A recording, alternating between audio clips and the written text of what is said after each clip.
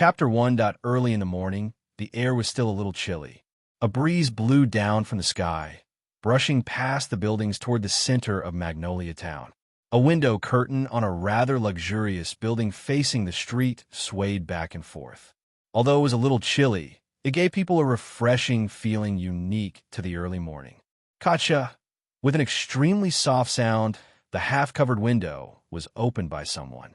A youth of about 11 or 12 years of age, with short black hair and a pair of dark pupils as deep as the stars, stood by the window and looked at the bustling street outside. He stretched lazily, but soon after, he trembled slightly. Ugh, it's a little cold. Feeling the chill on his body along with the morning breeze, Noah resisted the urge to turn back and crawl back into bed to sleep. Instead, he closed the curtains. This was the Fairy Tale Guild. In the kingdom of Fiori, where magic was deeply embedded in people's lives, it could be said that it was the cradle of archmages who used magic to make a living. There were countless archmages who belonged to different guilds and accepted other people's requests to complete the tasks they were entrusted with. It was the same for the Archmage Guild. As for Fairy Tale, it was just one of the many guilds that were as dense as a jungle. However, it was one of the most famous guilds in the game. Now, the place where Noah lived was the Fairy Tale Guild. As the guild's usual gathering place and the headquarters for accepting tasks and requests, the Fairy Tale Guild was almost uninhabited. Even the guild's president, Makarov Doria, had to find another place to live. However, as Makarov's adopted grandson, ever since he was adopted by Makarov, Noah had been living here for a year. Of course, it wasn't that Noah didn't like living with Makarov. The reason why he lived in the Fairy Tale Guild was very complicated. In general, Noah was quite satisfied with his current residence. After closing the curtains, Noah looked out of the window. Noah's room was on the top floor of the guild, so standing in front of the window, he could almost see half of the Villa Magnolia where the Fairy Tale Guild was located. Early in the morning, there were many townspeople on the streets preparing for a day's work. Some were busy opening shops, some were moving some goods. It was very lively. Looking at this scene, Noah's heart was surprisingly calm. He didn't know what to think, but he softly muttered, "Grace should be here soon." As soon as his voice fell, Noah's door was knocked on by a loud and unceremonious knock, causing it to vibrate. "Hey, Noah, wake up." Listening to the impatient and rude knocking on the door, Noah could not help but smile. He turned around, grabbed a coat that was placed on the head of the bed, and put it on himself. His gaze inadvertently turned to the back of his right hand and fixed on it. Looking carefully on the back of Noah's right hand, there was a bird-like tattoo. That was the Fairy Tale Guild's coat of arms. If one had the guild's coat of arms, it meant that one was a magic shooter of the guild. Fairy Tale was the #1 magic guide guild in the Fiori Kingdom. As a member of this guild, no one would feel dishonored. However, Noah looked at the coat of arms on the back of his hand and showed an extremely complicated expression. Finally, he sighed and calmed his emotions. He walked to the door and opened it. What entered Noah's eyes was a young man about the same age as him. He had the same short black hair, but it wasn't as refined and smooth as Noah's. Instead, it was a little rebellious and stuck up. He was only wearing a pair of shorts, and other than that, the young boy stood outside the door with an impatient expression. "If you don't open the door, I really want to kick it down." Hearing this, Noah's face didn't darken because of the other party's extremely unpleasant words. Instead, he smiled helplessly. Greyfall Pasta, this was the name of the young boy in front of him. Although he was about the same age as Noah, he had joined Fairy Tale 2 years earlier than Noah and could be considered Noah's senior. Although he was a senior, at his age, he naturally couldn't be a mature magic shooter. Currently, he was still in the state of practicing magic and was working hard to become a mature magic shooter. Therefore, he could be considered the same as Noah. Although he had joined Fairy Tale, he hadn't reached the stage where he could accept a commission and go out to work. It was also because of this that Noah and Gray often interacted. His relationship with Noah could be considered the best in the entire Fairy Tale. This could be seen from the other party's impatient expression, but he still went to Noah's room to call for him every day. "So energetic early in the morning, Gray," Noah said with slight annoyance. Gray, on the other hand, walked into his room without a care in the world. You're too lazy. I had already practiced for an hour before coming to the guild. You haven't even learned magic, yet you're only up now? In response to Gray's harsh words, Noah didn't deny this fact. Instead, he shrugged his shoulders indifferently. After all, Gray wasn't wrong. As someone who couldn't accept a commission and go out to work, Gray couldn't be considered a mature magic shooter. Although he wasn't mature yet, he could already use magic. Even if the degree of his use of magic was still very immature, he could use magic and join the guild. Therefore, he could be called a magic shooter. As for the similarly immature Noah, who was the same age as Gray, he still couldn't use magic. He didn't even have the qualifications to be called a magic shooter. This was also the reason why Noah looked at his guild's coat of arms with a complicated expression. Only magic shooters could join the Magic Guide Guild. This was common knowledge among common sense.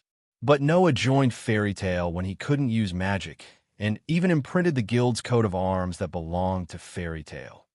Even if the people in Fairy Tale weren't the kind of people who would gossip about others, Noah himself was somewhat concerned.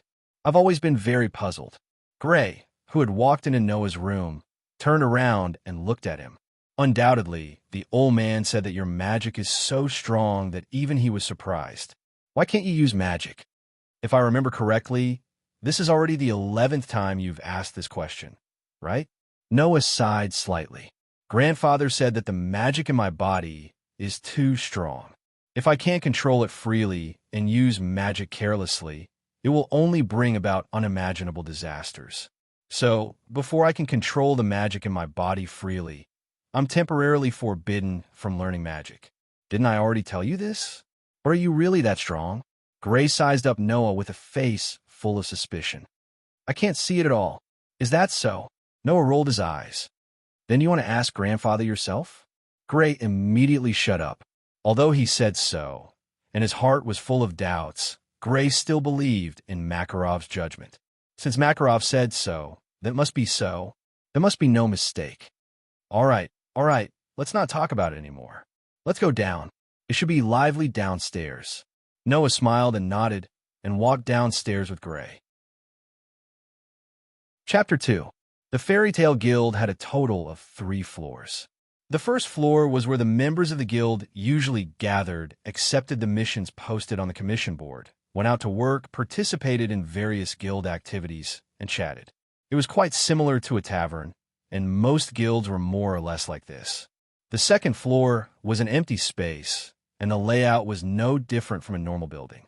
However, there was a commission board that was similar to the one on the first floor, and the missions posted on it were more difficult than the ones on the first floor. Only powerful magic shooters approved by the guild leader could enter. As for the third floor, it was originally used to store some of the guild's important items. It was only after Noah moved into the Fairy Tale Guild that one of the rooms on the third floor was tidied up for Noah to live in. In other words, without Noah, the third floor of the Fairy Tale Guild would be the least visited place. Even now, people would only go up when they needed Noah's help. The person who went up most often was Gray, but of course, he didn't stay for long. The two of them went down the stairs from the third floor, and when they passed by the second floor, they curiously looked inside, but all they could see was an empty floor. Today, in the entire Fairy Tale Guild, there were only 1 or 2 people who were approved by the guild leader to enter the second floor to accept missions. Naturally, it wasn't that easy to see people on this floor. Hey, Noah. Gray didn't know if it was because of his curiosity, but he was eager to try. I heard from my companions in the guild that the missions on the second floor are terrifying missions that only super, powerful magic shooters can accept. We pass by here every day, shouldn't we? Don't even think about it. Noah, who had already guessed what Gray would say from his expression, interrupted him without hesitation. When I first moved into the third floor of the guild, Grandpa used a very scary expression to warn me that when I passed by the second floor, I must not go inside, or else I would be expelled from the guild. Expelled from a guild? Even someone as bold as Gray was taken aback by this. I'm just going to take a look. Is there a need to punish me so severely? I don't know either. Noah shook his head. But Grandpa usually dotes on me a lot, and he's never been so fierce to me. Other than warning me that I can't learn magic before I can freely control my own magic, That's the only time he did that. So, it's better if we don't go in. Tisk. Gray pursed his lips, but the eagerness on his face had completely disappeared. Even if I can't go in now, sooner or later, I will. As long as you can get grandfather's approval, you can enter the second floor. Noah nodded heavily. Sooner or later, I'll go in as well. An immature magic shooter who was still in the state of practicing magic, and an inexperienced magic shooter who didn't even know a single spell made a promise to each other at this time that even outstanding magic shooters wouldn't dare to make easily. Should it be said that the newborn calf was not afraid of the tiger? Or is it just a brat's nonsense? The two people involved had a determined expression on their faces. They smiled at each other and no longer paid attention to the second floor. They chatted intermittently as they walked towards the first floor. When Noah and Gray arrived at the first floor, a loud noise immediately entered their ears. At this time, the sun had just risen, but there were already a lot of magic shooters who had come to the guild, Fairy Tale. Some of them were sitting in front of wooden tables, drinking and bragging, while others were walking towards a commission board, ready to accept missions and go out to work. As the grandson of the guild leader of Fairy Tale, and having lived in the guild for a year, the people in the guild were already very familiar with Noah. Once they saw Noah coming down from upstairs, they all greeted him. Yo, Noah, you're finally up? You're a bit later than usual today. Don't tell me you wet the bed. Ha ha ha. Facing the teasing of his companions in the guild, Noah had a helpless expression on his face, but he also started to respond. He liked this lively atmosphere that gave him a sense of closeness. Otherwise, he wouldn't have chosen to live in the guild. However, Noah could calmly respond to the people in the guild, but that didn't mean that Gray could do the same. Hey, you guys, don't you see me? Gray jumped out and pointed at everyone in the guild with blue veins on his forehead. Undoubtedly, I'm here too. Why do you only greet Noah every time? Hearing this, the guild members burst into laughter. Before that, Gray, go put on some clothes first. Oh, Gray just realized that he was only wearing a pair of shorts. Seeing this, Noah couldn't help but laugh out loud. Although they were playmates of the same age, and as a child who was only 11 or 12 years old, being able to use magic at this age was already very impressive. However, Gray had a hobby that made others unable to restrain their laughter exhibitionism. Therefore, Gray would often unknowingly run around naked. This was also the reason why Noah was so indifferent when he saw Gray dressed like this. Just as everyone in the guild was messing around with Gray, Noah's gaze couldn't help but turn towards a wooden table in the corner of the guild. There was a young girl who was about the same age as Noah and Gray. She was a little girl who didn't fit in with the lively atmosphere in the guild. The young girl had a head of bright red hair. Although her small face was very young, it was very delicate and very cute. However, it was this very cute young girl who not only wore an ice-cold armor that didn't match her appearance, but also had a medical eye patch over one of her eyes. She sat there alone and didn't speak to anyone, as if she was deliberately isolating herself from the people around her as she ate silently. The young girl's name was Elusha Shukalito. Noah didn't know much about this young girl named Elusha. He only knew that she joined Fairy's Tale after he joined. However, after joining Fairy's Tale, Elusha had always maintained this state. She didn't speak to anyone and didn't interact with anyone at all. Other than the few times she talked to the guild leader, Makarov, she didn't interact with anyone else. This was a young girl with a story. This was Noah's first impression of Elusha, and his only impression of her so far. Looking at the young girl, sitting there silently eating, she didn't seem to be the lively scene of the guild at all. Noah hesitated for a moment before walking towards the direction of the guild's bar that provided wine and food. While Elusha was silently eating, a hand suddenly appeared in front of her and placed a plate of cheesecake in front of her before disappearing. Elusha frowned slightly and raised her head to look in front of her. In the end, she could only see a figure of about the same size as her. However, it seemed to be very broad and thick as it walked towards the guild's entrance. Then, it walked straight out of the guild and disappeared from her sight. Elusha stared blankly at the guild's entrance and blankly looked at the cheesecake in front of her. After a while, She reached out with the fork in her hand and cut a small piece of the cheesecake and put it into her mouth. After a long time, a sound that only Alusha could hear came out from her mouth. So sweet. Chapter 3. Not far from the Fairy Tale Guild, at the edge of Villa Magnolia, there were a lot of mountainous forests. These mountainous forests were not ordinary places. They were really dangerous places for ordinary people. In these mountainous forests, there were many medicinal herbs with special effects. As long as an ordinary person could obtain one or two of them, it was possible for them to become rich. However, no ordinary person dared to enter these places recklessly to pick medicinal herbs. The reason was very simple. In this place, other than the various herbs with strange effects, there were also some ferocious magical creatures. They were not wild beasts, but real magical creatures. A year ago, Noah encountered a terrifying giant wolf that was at least 2 meters tall.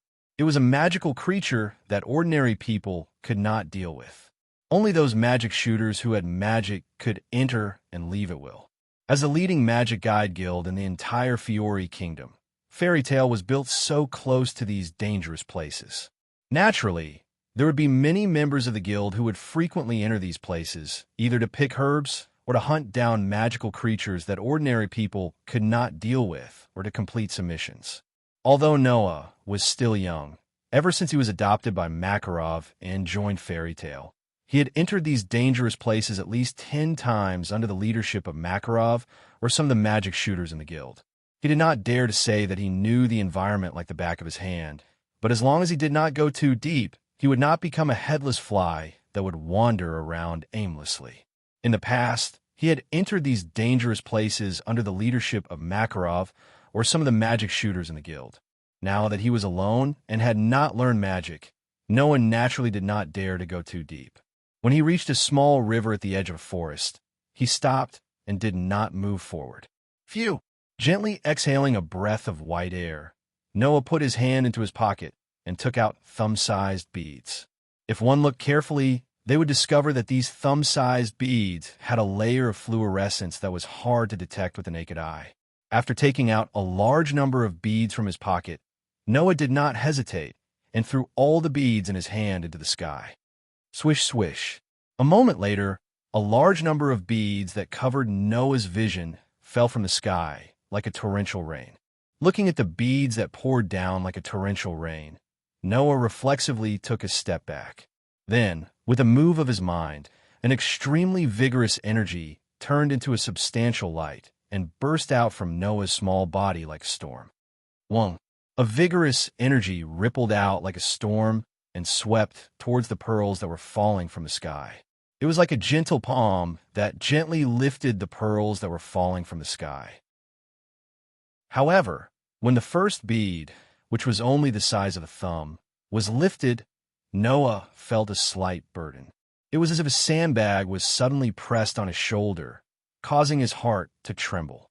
However, Noah had already experienced this kind of burden countless times in the 1 year that he had joined Fairy Tale.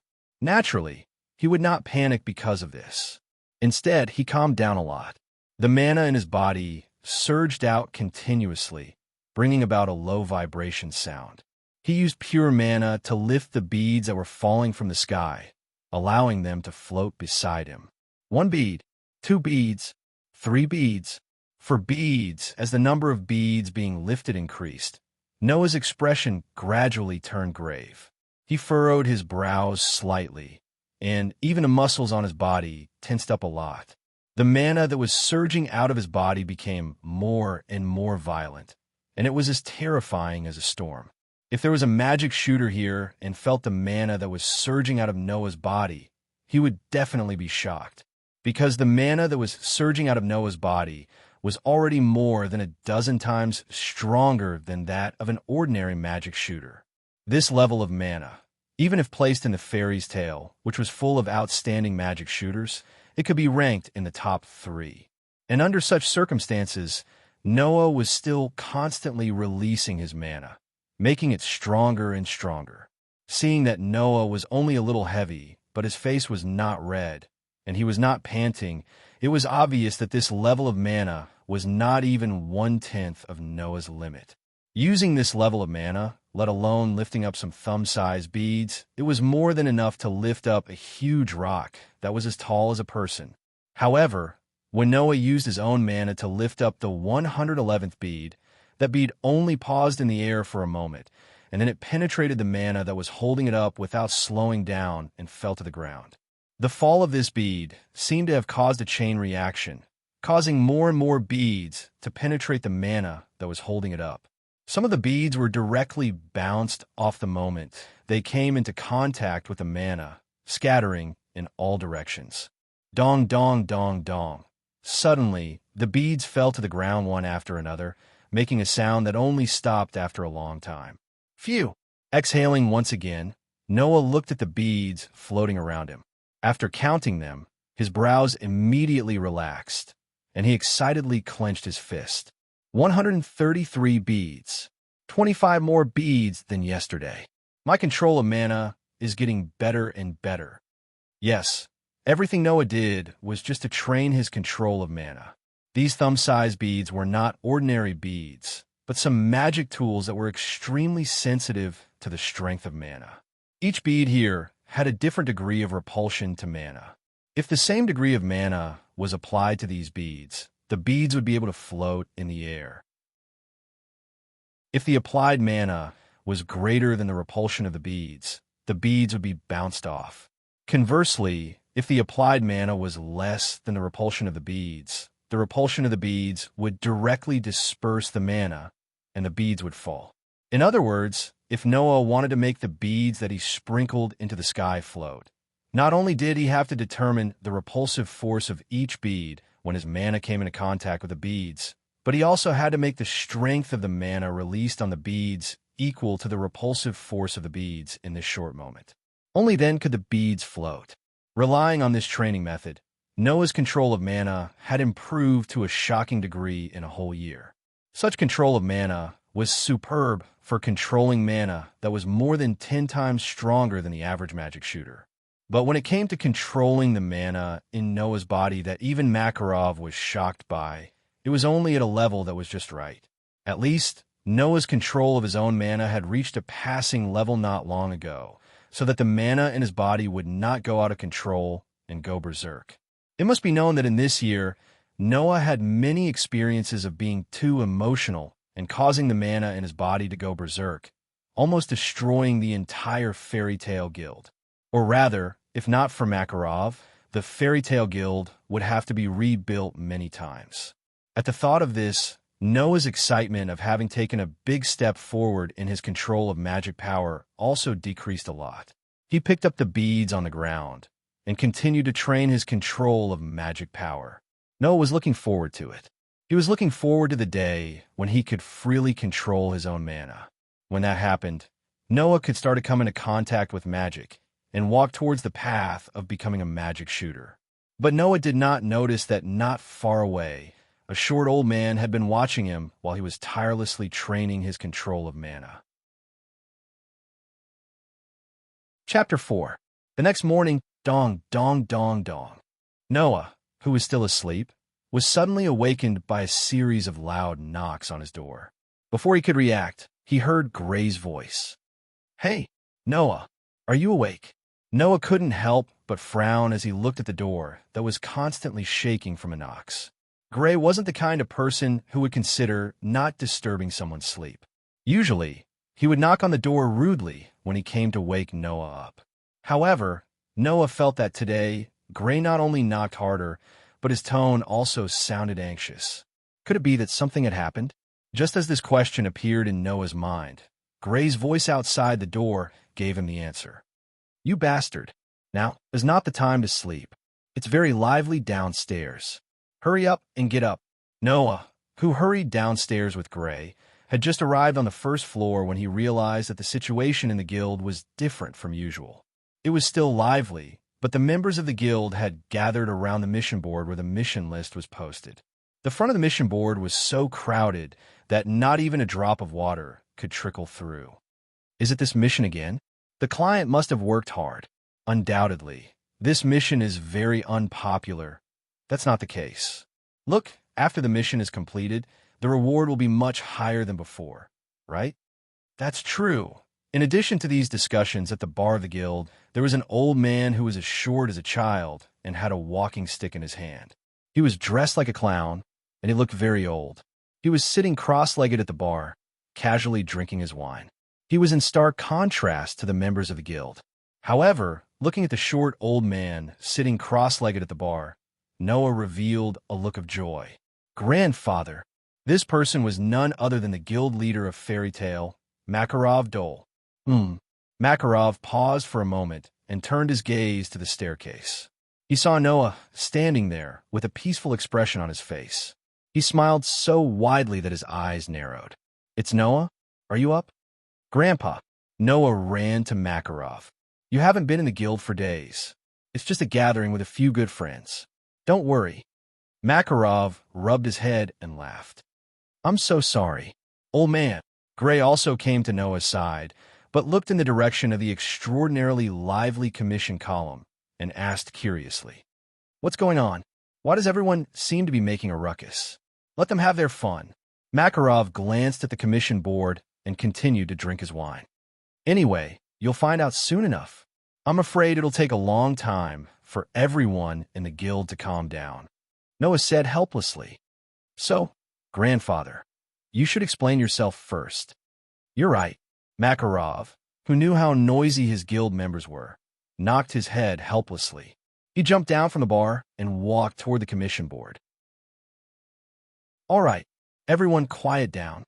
As soon as Makarov's voice fell, the noisy guild immediately fell silent. The guild members in front of the commission board consciously moved aside and made a path for Makarov to pass.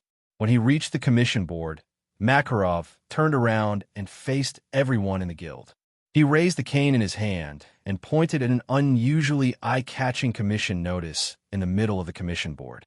Noah, who had good eyesight, clearly saw the words on the commission notice and read it out loud. "Ritual Lake?" Just as he read it out loud, Noah saw Gray show a look of realization and immediately asked, "What is Ritual Lake?" "You don't know?" Gray was startled at first, then nodded. "That's right. You've only been in Fairy's Tale for a year." "What's wrong?" Noah asked curiously. Could it be that everyone is so noisy because of this Ritual Lake? Ritual Lake is a very famous wishing lake. Seeing that Noah really didn't know, Gray explained. According to legend, if you make a wish in this Ritual Lake, under the witness of the Ritual Lake, the lake spirit will fulfill the wish of the person who made the wish and make the person's dream come true. Dream come true. Noah suddenly lost most of his interest. Just from the sound of it, you know it's impossible, right? Well, in fact, it's not just you. A lot of people only treat it as a rumor and have never heard of anyone who made a wish there and the lake spirit appeared to fulfill the person's wish. Gray spread his hands. But there was one person who made a wish at the Ritual Lake and it came true. After saying that, Gray looked at Noah. "You know about the Senate, right?" Hearing this, Noah raised his eyebrows. The so-called Senate was an organization in the Fiori Kingdom that was responsible for maintaining the order of a magic world.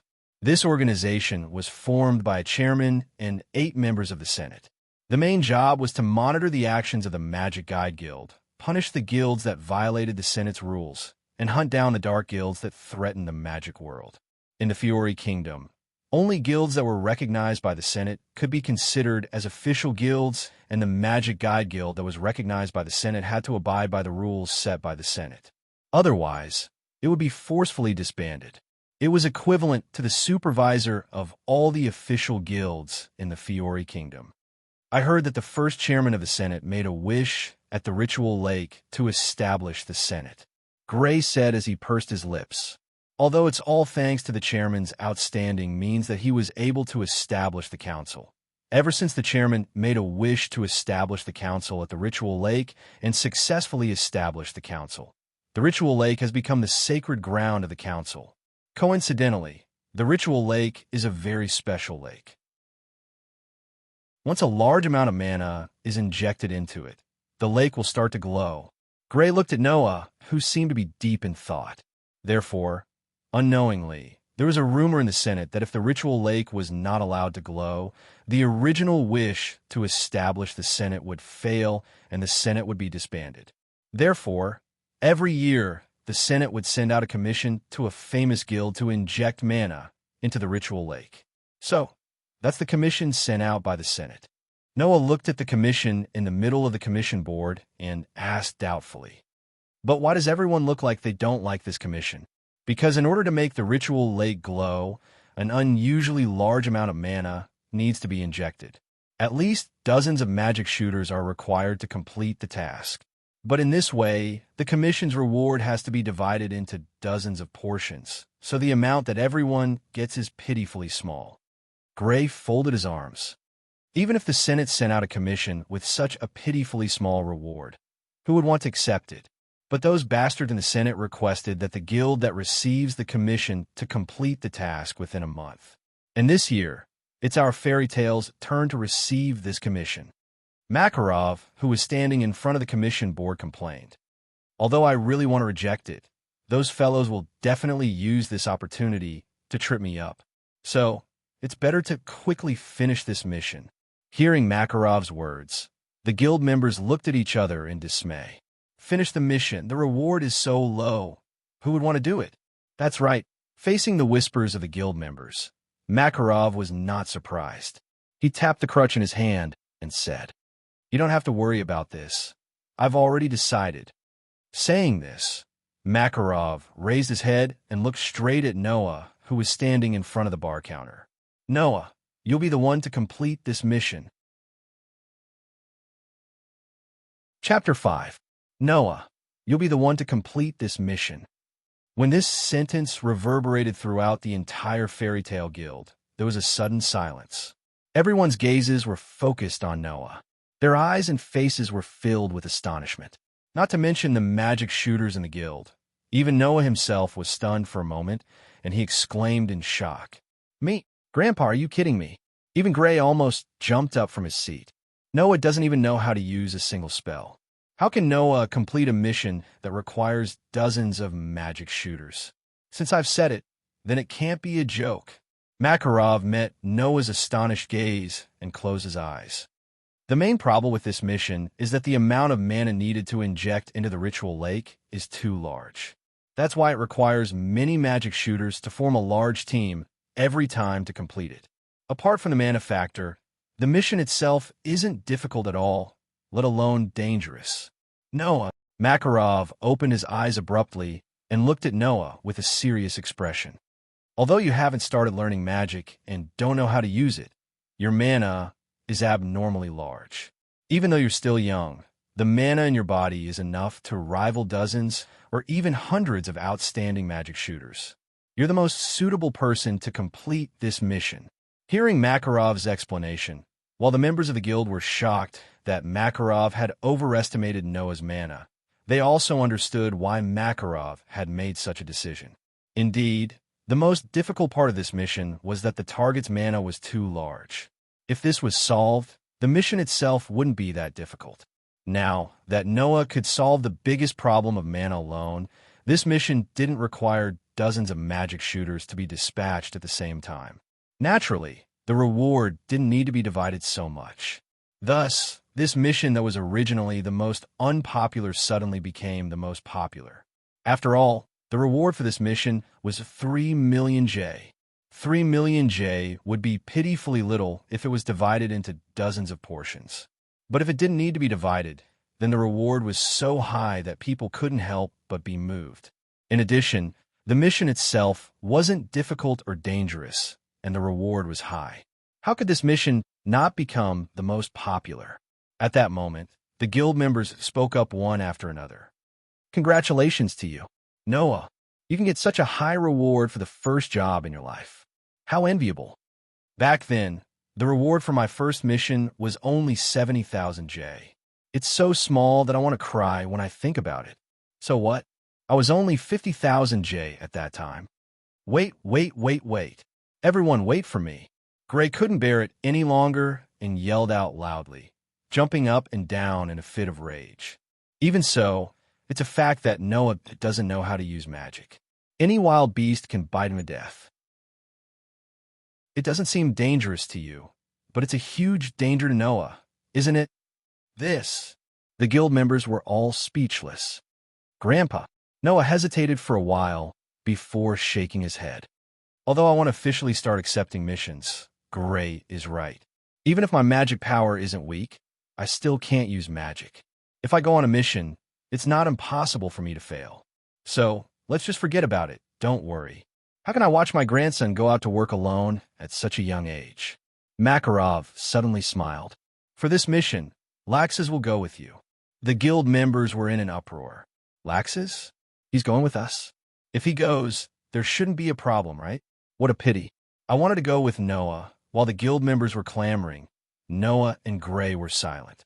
Laxus Doria, the grandson of Fairy Tale's guild leader, Makarov, and Noah's elder brother in name, was an outstanding magic shooter who could take charge of an area on his own at the age of 15.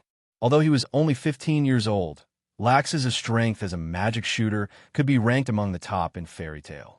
He was even stronger than many of the older guild members. He was quite outstanding, and he had already gone on many difficult missions alone. With such an outstanding magic shooter on a mission, Laxus' strength was enough to deal with any accidents that might happen. However, Noah's expression was somewhat complicated. Only Noah knew that Laxus' relationship with Makarov was very strained due to certain matters, and their relationship was not good. It was precisely because of this that Noah stayed in Fairy Tale instead of Makarov's home. In order to persuade Laxus to go with him, Grandpa must have put in a lot of effort, right? Thinking of this, Noah, who was originally hesitant and worried that his ability was not enough for the mission, took a deep breath and nodded heavily. Grandpa, I will definitely complete this mission. As if hearing the emotions contained in Noah's words, the surrounding people all quieted down. Makarov, on the other hand, gave a gratified smile and changed the topic.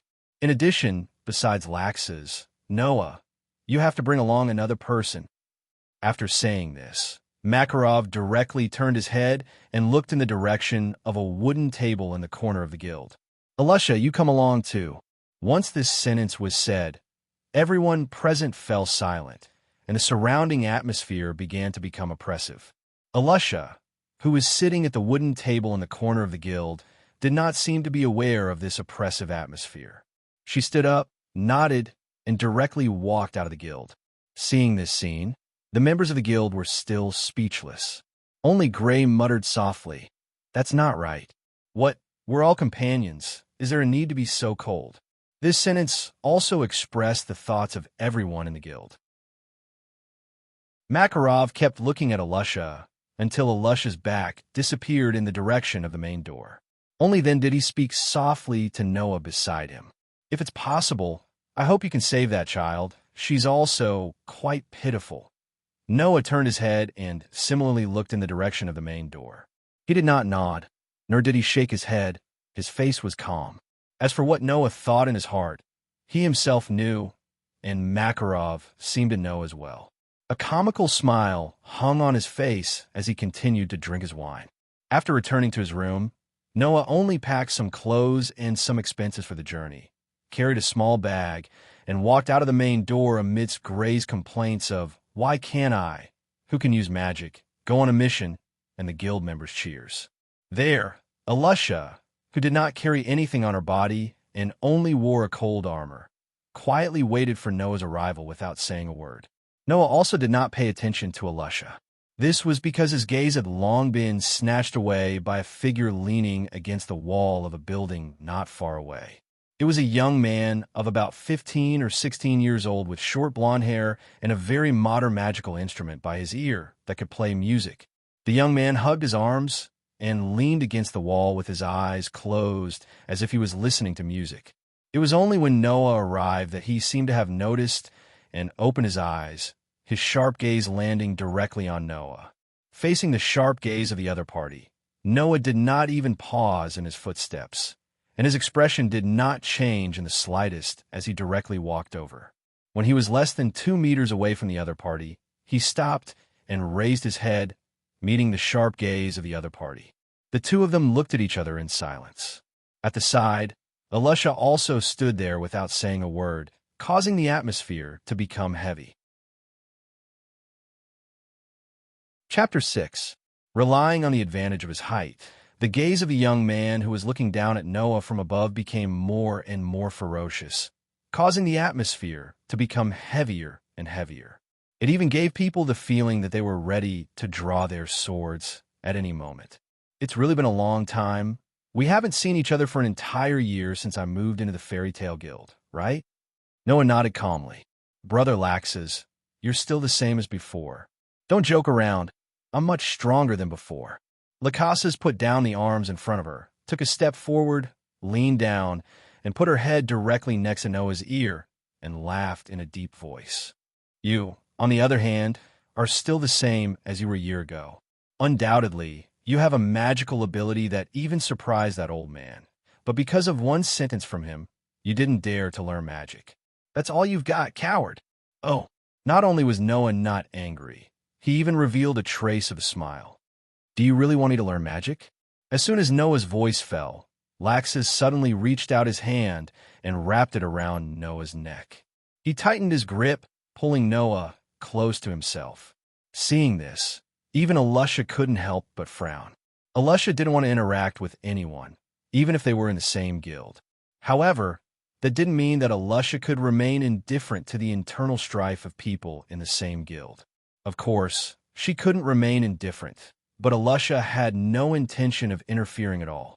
She still stood quietly by herself. Although Laxus's entire body was emitting a dangerous aura, giving off the feeling that he could attack at any time, Alusha didn't feel any real hostility from him. Most importantly, Noah, who was tightly restrained by Laxus's neck, still had a calm expression, as if he wasn't worried that Laxus would attack him. Compared to the frowning Alusha, he was really indifferent. What I hate the most is your expression of being able to do anything no matter what. Laxus put away his smile and continued speaking with an expressionless face. I just want to tell you, even if you were picked up by that old man from who knows where, since you're my younger brother, I won't allow you to be a weakling, understand? Picked up from who knows where? Alusha finally fixed her gaze on Noah for the first time after Laxus spoke, her eyes revealing a complicated expression. Originally, he was just like me, an orphan. Noah, who didn't know that Alusha's state of mind had changed, let out a sneer at Laxus's words for the first time. You speak as if you're strong, but compared to grandfather, you're still far from being strong. Laxus's face darkened, but it was quickly replaced by an unruly smile. That's only temporary. Sooner or later, I'll trample that old man under my feet. And Laxus laughed maniacally. Even now, I can still crush you with one hand, my younger brother. After saying this, Laxus seemed to have lost interest in continuing the conversation. He let go of Noah, glanced at Alusha, and snorted coldly. That old man actually wants me to be the nanny of two brats who don't even know how to walk. Undoubtedly, these kinds of weaklings should just be thrown to the side. Fairy's Tale is not a nursery. Laxus used such cruel words on the wrong person. There were two young boys and girls of the same age. One had a calm expression as usual, while the other didn't even lift her eyelids. They were unusually cold, and this made Laxus feel bored, so he turned around and left. Hurry up and finish this boring quest for me. Noah and Alusha still didn't pay attention to Laxus. They followed behind Laxus and walked towards the exit of Villa Magnolia. On the way from Villa Magnolia to the Ritual Lake, even if they took the train, they would still need to pass through at least 4 towns. It would take them an entire day to reach their destination. Ever since he met Makarov, was adopted by Makarov, and joined Fairy's Tale, Noah usually walked around Villa Magnolia. This was his first time going out so far. Even though Noah had already studied the route to the Ritual Lake, and even studied the map, it was still unknown if the station staff would allow an 11-year-old child to take the train. Therefore, Noah and Alusha only followed Laxus. They got on the train under Laxus' lead, and then they took the train for an entire day before arriving at the Ritual Lake. It was worth mentioning that along the way, Noah, Alusha, and Laxus didn't even talk to each other. However, Laxus paid for the train tickets and 3 meals. Of course, Laxus didn't care about this small amount of money, and he wouldn't care about it just because he had two annoying teammates. The three of them only got off the train when the sky turned dark. Sorry, as soon as they got off the train, a middle-aged man wearing a formal suit walked out from the crowd. He glanced at the fairy's tale guild emblem on the back of Noah's right hand and Alusha's armor.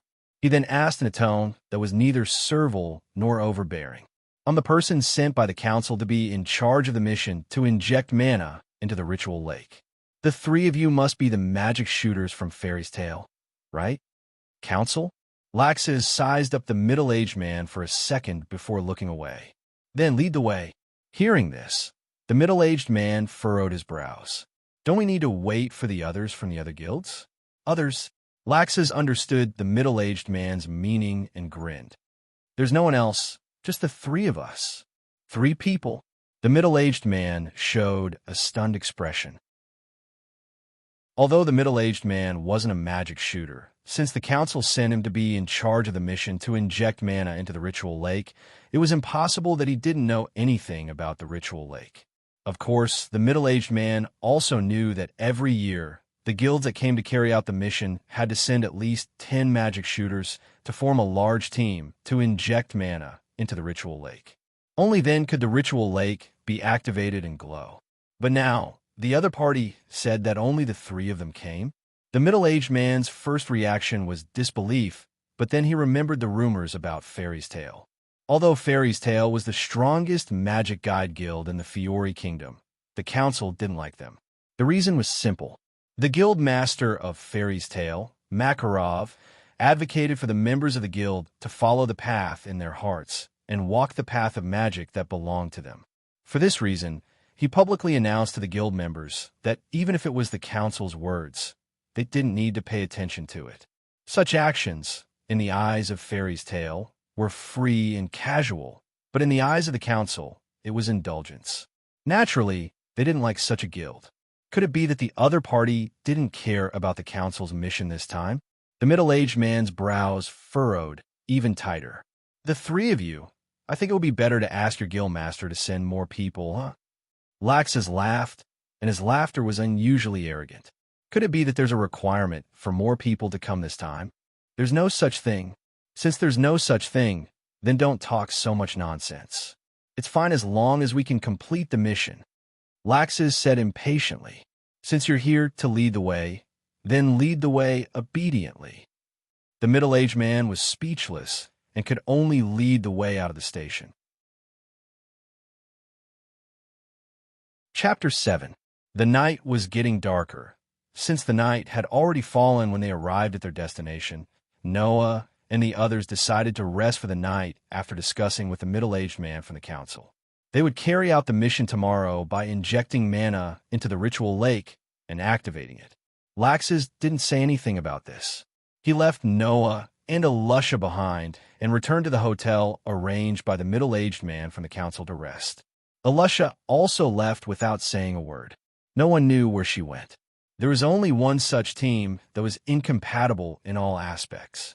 However, Noah had more or less expected this situation and didn't mind it. After placing his luggage in the hotel room, he brought along a large number of magic control pearls and walked out of the hotel. This was a city that was unfamiliar to Noah. If it were another 11-year-old child, he or she wouldn't dare to wander around. Noah was the same. To avoid any accidents, even if he wanted to train his mana control, he didn't stray too far from the hotel. He chose a small river that he could clearly see from the entrance of the hotel and walked towards it. However, to Noah's surprise, the riverbank of the small river had already been reached by another person. Haha! He saw a young girl wearing a simple dress and an ice-cold armor. She wore a medical eye patch over one of her eyes. She had red hair that could be clearly seen in the night. She was standing by the riverbank alone. She was holding a knight's sword that had a short blade that matched her figure. She was waving it with a stern expression on her face. Alusha, looking at the red-haired girl who was wielding her knight's sword, Noah was startled at first. Then, he remained silent and walked towards the bank of the river, a distance away from Alusha. Alusha, who was wielding her knight's sword, naturally saw Noah's arrival. She stared blankly at him as he walked towards the bank of the river, grabbed a handful of beads, and scattered them into the sky. Before Elisha could react, an extremely powerful manna suddenly emerged from Noah's body. Like a rolling airflow, it carried specks of fluorescent light and swayed towards the beads that were scattered into the sky. In the next moment, many beads were covered by the manna and floated around Noah. However, some of them fell to the ground and some were bounced away. Elisha didn't know what Noah was doing. However, she clearly felt the manna that emerged from Noah's body that was countless times stronger than hers. Instantly, her heart was filled with shock and astonishment. At this moment, Elisha recalled the comments that Makarov and Laxas made about Noah in the morning.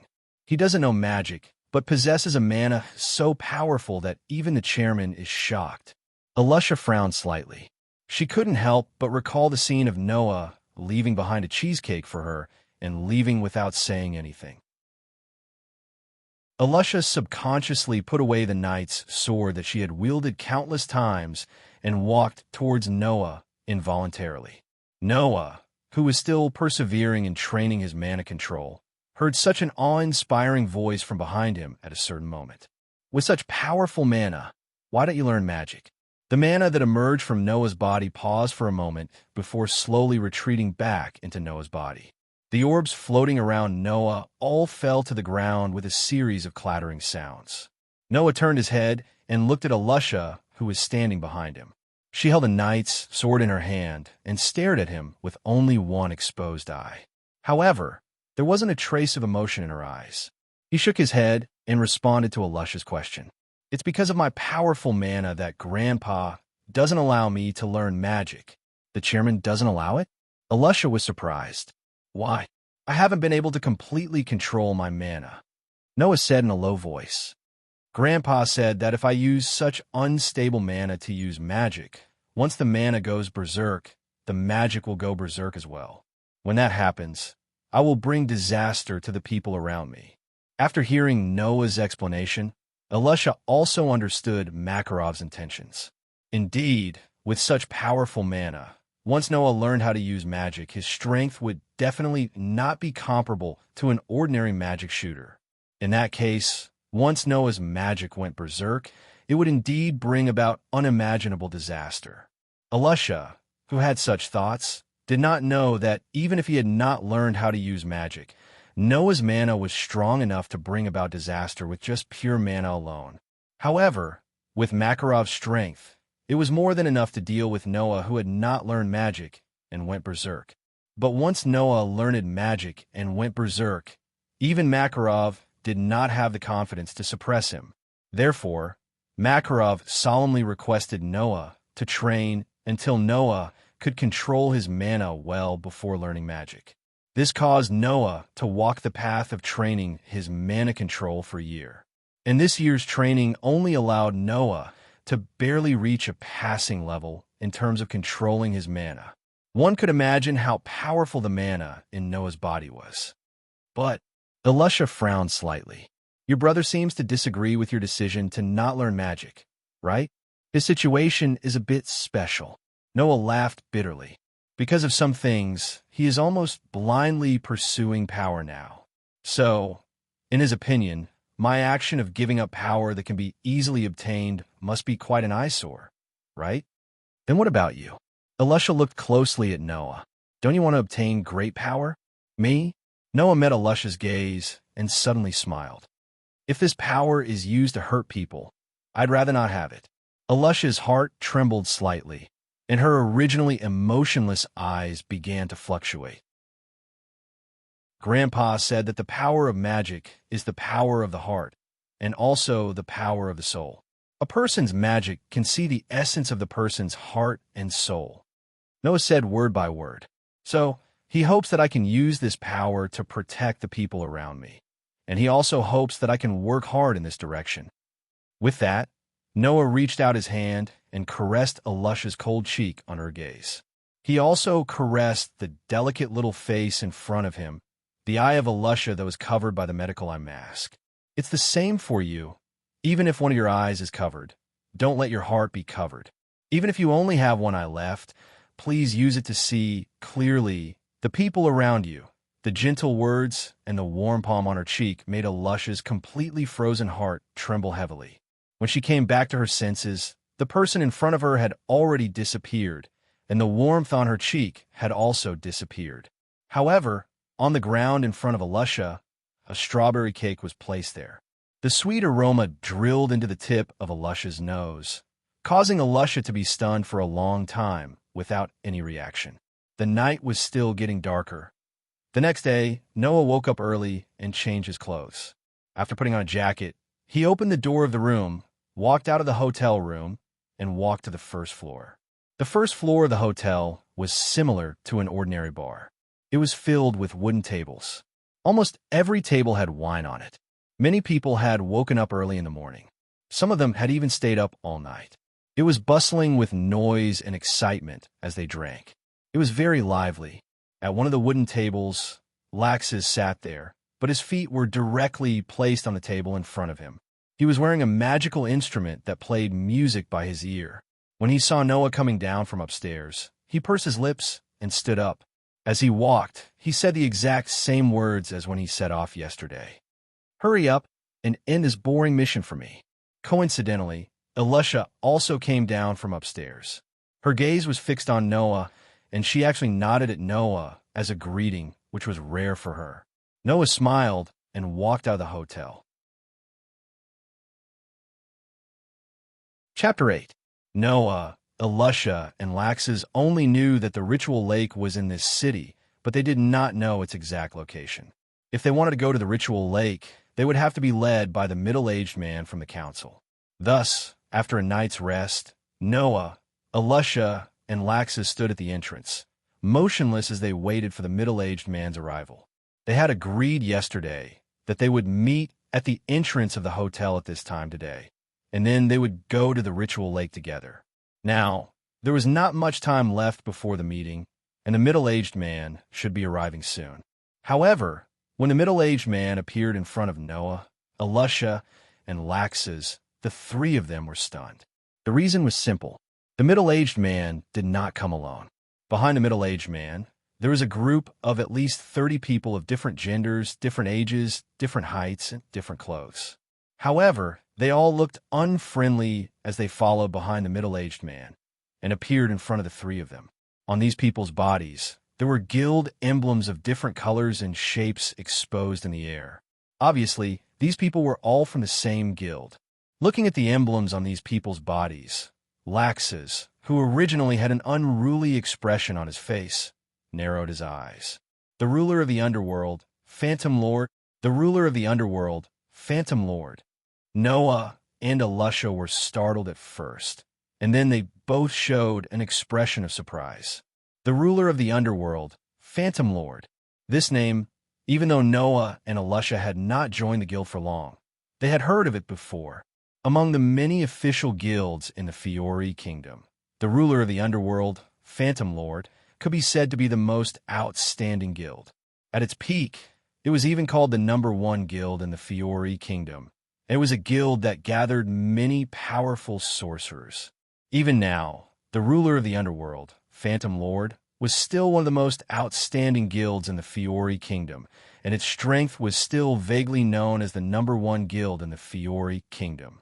However, in recent years, Fairy Tail had started to stand out and was gradually catching up to the ruler of the underworld, Phantom Lord. This made the ruler of the underworld, Phantom Lord, his title as the #1 guild in the Fiori Kingdom more or less undeserved. It was also because of this that in recent years, the relationship between Fairy Tail, and the ruler of the underworld, Phantom Lord, had started to become tense, and it gave people the feeling that they could compete with each other at any time. Because of this, when he saw the sorcerers of the ruler of the underworld, Phantom Lord, appear here, and they were even following behind the middle-aged man from the council, Laxus's expression darkened, and he coldly looked at the middle-aged man with an indifferent expression. "What's going on here?" Hearing Laxus's completely undisguised question, the middle-aged man's expression did not change as he answered. "My apologies, everyone. After reporting the situation to the council yesterday, The higher-ups of the council invited the sorcerers from the ruler of the underworld, Phantom Lord, Branch to come and help. The middle-aged man glanced at Laxus. After all, your guild only sent 3 people, and they seem to be lacking in experience. It's normal for the higher-ups to be a little uneasy. Hearing this, how could Noah and the other 2 not understand the middle-aged man's meaning? The middle-aged man did not believe that Fairy Tale, could complete a large-scale mission that required dozens of sorcerers with just 3 people, and all of them were underage brats. Hence, he invited the ruler of the underworld, Phantom Lord, to help. Thus, Laxus laughed, and his laughter was unusually violent. In other words, let's not talk about these 2 brats for now. Are you looking down on me? As he spoke, a somewhat berserk mana slowly rose from Laxus's body. Beep, beep, beep. In the next moment, golden electric arcs flashed from Laxus's body, as if there were little golden snakes scuttling around Laxus's body. With an extremely dense sound of electric shocks, engulfed the surroundings. Seeing this scene, not only did the middle-aged man and the group of people behind him change their expressions, even Alusha's eyes revealed a hint of astonishment. Although the mana rising from Laxus's body was not as strong as Noah's, it was enough to surpass that of an ordinary sorcerer by several times. At the age of 15, he was already several times stronger than an ordinary sorcerer. Whether it was talent or strength, Laxus had the qualifications to be arrogant. Only Noah, at the side, frowned slightly as he looked at Laxus's body that was flashing with golden electric arcs and powerful mana. Even Makarov did not know that apart from being born with an incomparably powerful mana, Noah also had a sensory ability that others could not hope to reach. Thus, Noah could clearly sense that in the mana rising from Laxus, who specialized in thunder magic, there was an extremely oppressive force in addition to the berserk nature of thunder magic. It was as if there was a ferocious beast hiding in Laxus's mana. Such a special mana made Noah unable to shift his gaze away for a moment as he stared unwaveringly at Laxus. Compared to Noah, the middle-aged man, who was facing Raxus's wrath, had already turned pale in an instant. Although he was a member of the council, his position was not high, and he only knew a little bit of magic. It was difficult for him to even be called a magic shooter. Facing Laxus's abnormally berserk mana was no different from facing a charging chariot. The fear he felt was indescribable to outsiders. Enough. At this time, a person who was obviously the leader of the magic shooters from the Phantom Lord branch took a step forward and looked coldly at Laxus, whose body was surging with electric arcs. Little brat from Fairy Tale, it's not a wise thing to do to a member of the Senate. A mere member of the Phantom Lord branch wants to stand out? Laxus laughed wildly, the electric arcs on his body becoming even more resplendent. Good, I'll get rid of you as well. I, Maglia, am not at the stage where I would bicker with a little brat. The self-proclaimed Maglia's magic shooter from the Phantom Lord branch said this, but his gaze towards Laxus became colder and colder. Besides, do you want to openly clash with someone from another guild in front of the council? The council had clearly stated that guilds were not allowed to fight with each other. If there was a violation, the guild would be forcibly disbanded. If not for this rule, Maglia might not have wanted to bicker with Laxus. Then, is there a rule in the council that states that 2 guilds can blatantly snatch jobs from each other? Raxus sneered. Since you want to snatch jobs, then there is a need to determine the winner. Even the council has nothing to say, right? We will not snatch your jobs, Maglia said in a strange tone. We are only here as a precaution. We will only make a move if you fail your mission. Before you fail your mission, we will not make a move. The electric arcs on Laxus's body suddenly froze. Chapter 9. Phantom Lord will only make a move after the Fairy Tale quest has failed? Looking at the disdainful looks on the faces of the magic shooters of Phantom Lord, Noah, Alusha, and Laxus immediately understood what was going on. It was obvious that Phantom Lord did not believe that Fairy Tale could complete a mission that required dozens of magic shooters, with just the 3 of them. Therefore, Although this sentence seemed to give Fairy Tale a way out of this embarrassing situation, it was clear from the reaction of the magic shooters that they only wanted to see Fairy Tale embarrass herself. How is it, you little brats from Fairy Tale? Maglia's lips slowly curled upwards. We're only here to clean up the aftermath. We won't be hindering your work, right? Hearing this, Laxus had no reason to act no matter how displeased he was. Even Alusha, who had been watching from the sidelines, could not help but let down her guard. Brother Laxus, Noah suddenly called out from the side. I heard that although the reward for completing this mission is a whole 3 million J, if it's divided into dozens of portions, the reward is a little low. Alusha and Laxus were startled awake. That's right. Although the quest to activate the ritual lake had a reward of 3 million J, it was definitely not a low reward. However, if the reward was split into dozens of portions, it would be a lot less. This was also the reason why this quest was so unpopular among many guilds. Since someone had accepted such an unpopular quest, the other guilds couldn't wait to see such a thing happen. However, Phantom Lord had organized a large group of players to come here, even though someone had accepted the quest, saying that they wouldn't interfere with Noah and the other two's work. Perhaps it was the exact opposite. The other party had come specifically to hinder Fairy Tale from completing this mission. Realizing this, Alusha and Laxus's faces were about to darken when Noah suddenly laughed again. However, Fairy Tale is only sending out 3 people this time, so this reward is quite a lot for us. We have to do our best to complete this mission. 3 people? Complete it properly? The magic shooters from the Phantom Lord branch sneered in unison. Even Maglia could not help but look at Noah with a faint smile. Then please allow us to assist you from the side, so that we can learn from you. Ha ha! The magic shooters from the Phantom Lord branch all laughed out loud. Their laughter was filled with contempt, disdain, and ridicule. Hearing the other party's laughter, not to mention the increasingly irritable Laxus, even the cold-hearted Alusha could not help but feel a trace of anger. Only Noah maintained his composure from beginning to end, ignoring the ridicule of the Phantom Lord, as he spoke to the middle-aged man who could not get a word in edgewise. Should you lead the way? Oh. The middle-aged man seemed to have not completely recovered from Laxus's deterrence. His face was still pale, and he nodded blankly. His footsteps were somewhat shaky as he walked in a direction in front. Noah shrugged and immediately followed. Alusha was silent for a while. She wordlessly raised her foot and followed. Laxus stared at Noah's back for a while, then glanced at the magic shooters from the Phantom Lord and walked forward with a cold expression. The sorcerers from the Phantom Lord branch looked at each other and continued to mock each other as they followed along with a frivolous attitude. No one noticed that Maglia, like Laxus, had been staring at the small back of Noah who was walking in front. His originally relaxed expression began to disappear. For some reason, Maglia had a very ominous premonition in his heart.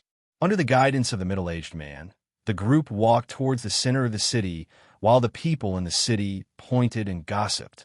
Logically speaking, in a city, the closer it was to the center, the more crowded it would be. However, this city was the exact opposite. The closer it was to the center, the fewer people there would be. This was because in the center of the city was the ritual lake, which was regarded as a sacred place by the council. To the council, this lake represented the faith in their hearts. Naturally, to others, this lake was a forbidden area. After all, the council could not just casually let people enter their sacred place, right? Perhaps it was because they had been notified in advance, or perhaps it was because the middle-aged man was leading the way, but along the way, many soldiers with weapons in their hands patrolled the surroundings. Even if they saw the guild emblems of Fairy Tale and Phantom Lord walking in the direction of the ritual lake, they did not step forward to stop them. Under such circumstances, after walking for about 15 minutes, the group of people who were walking in the direction of the ritual lake began to have a wider field of vision. In front of them were no longer the same streets and buildings. Instead, it was as if they had entered a natural park. All around them, flowers and plants began to appear. Not long after, An extremely clear lake with a diameter of more than 100 meters appeared in front of everyone's eyes. Those with sharp eyes could see that on the surface of this extremely clear lake was a stone bridge. The bottom of the bridge sank directly into the water, and the bridge was almost level with the surface of the water.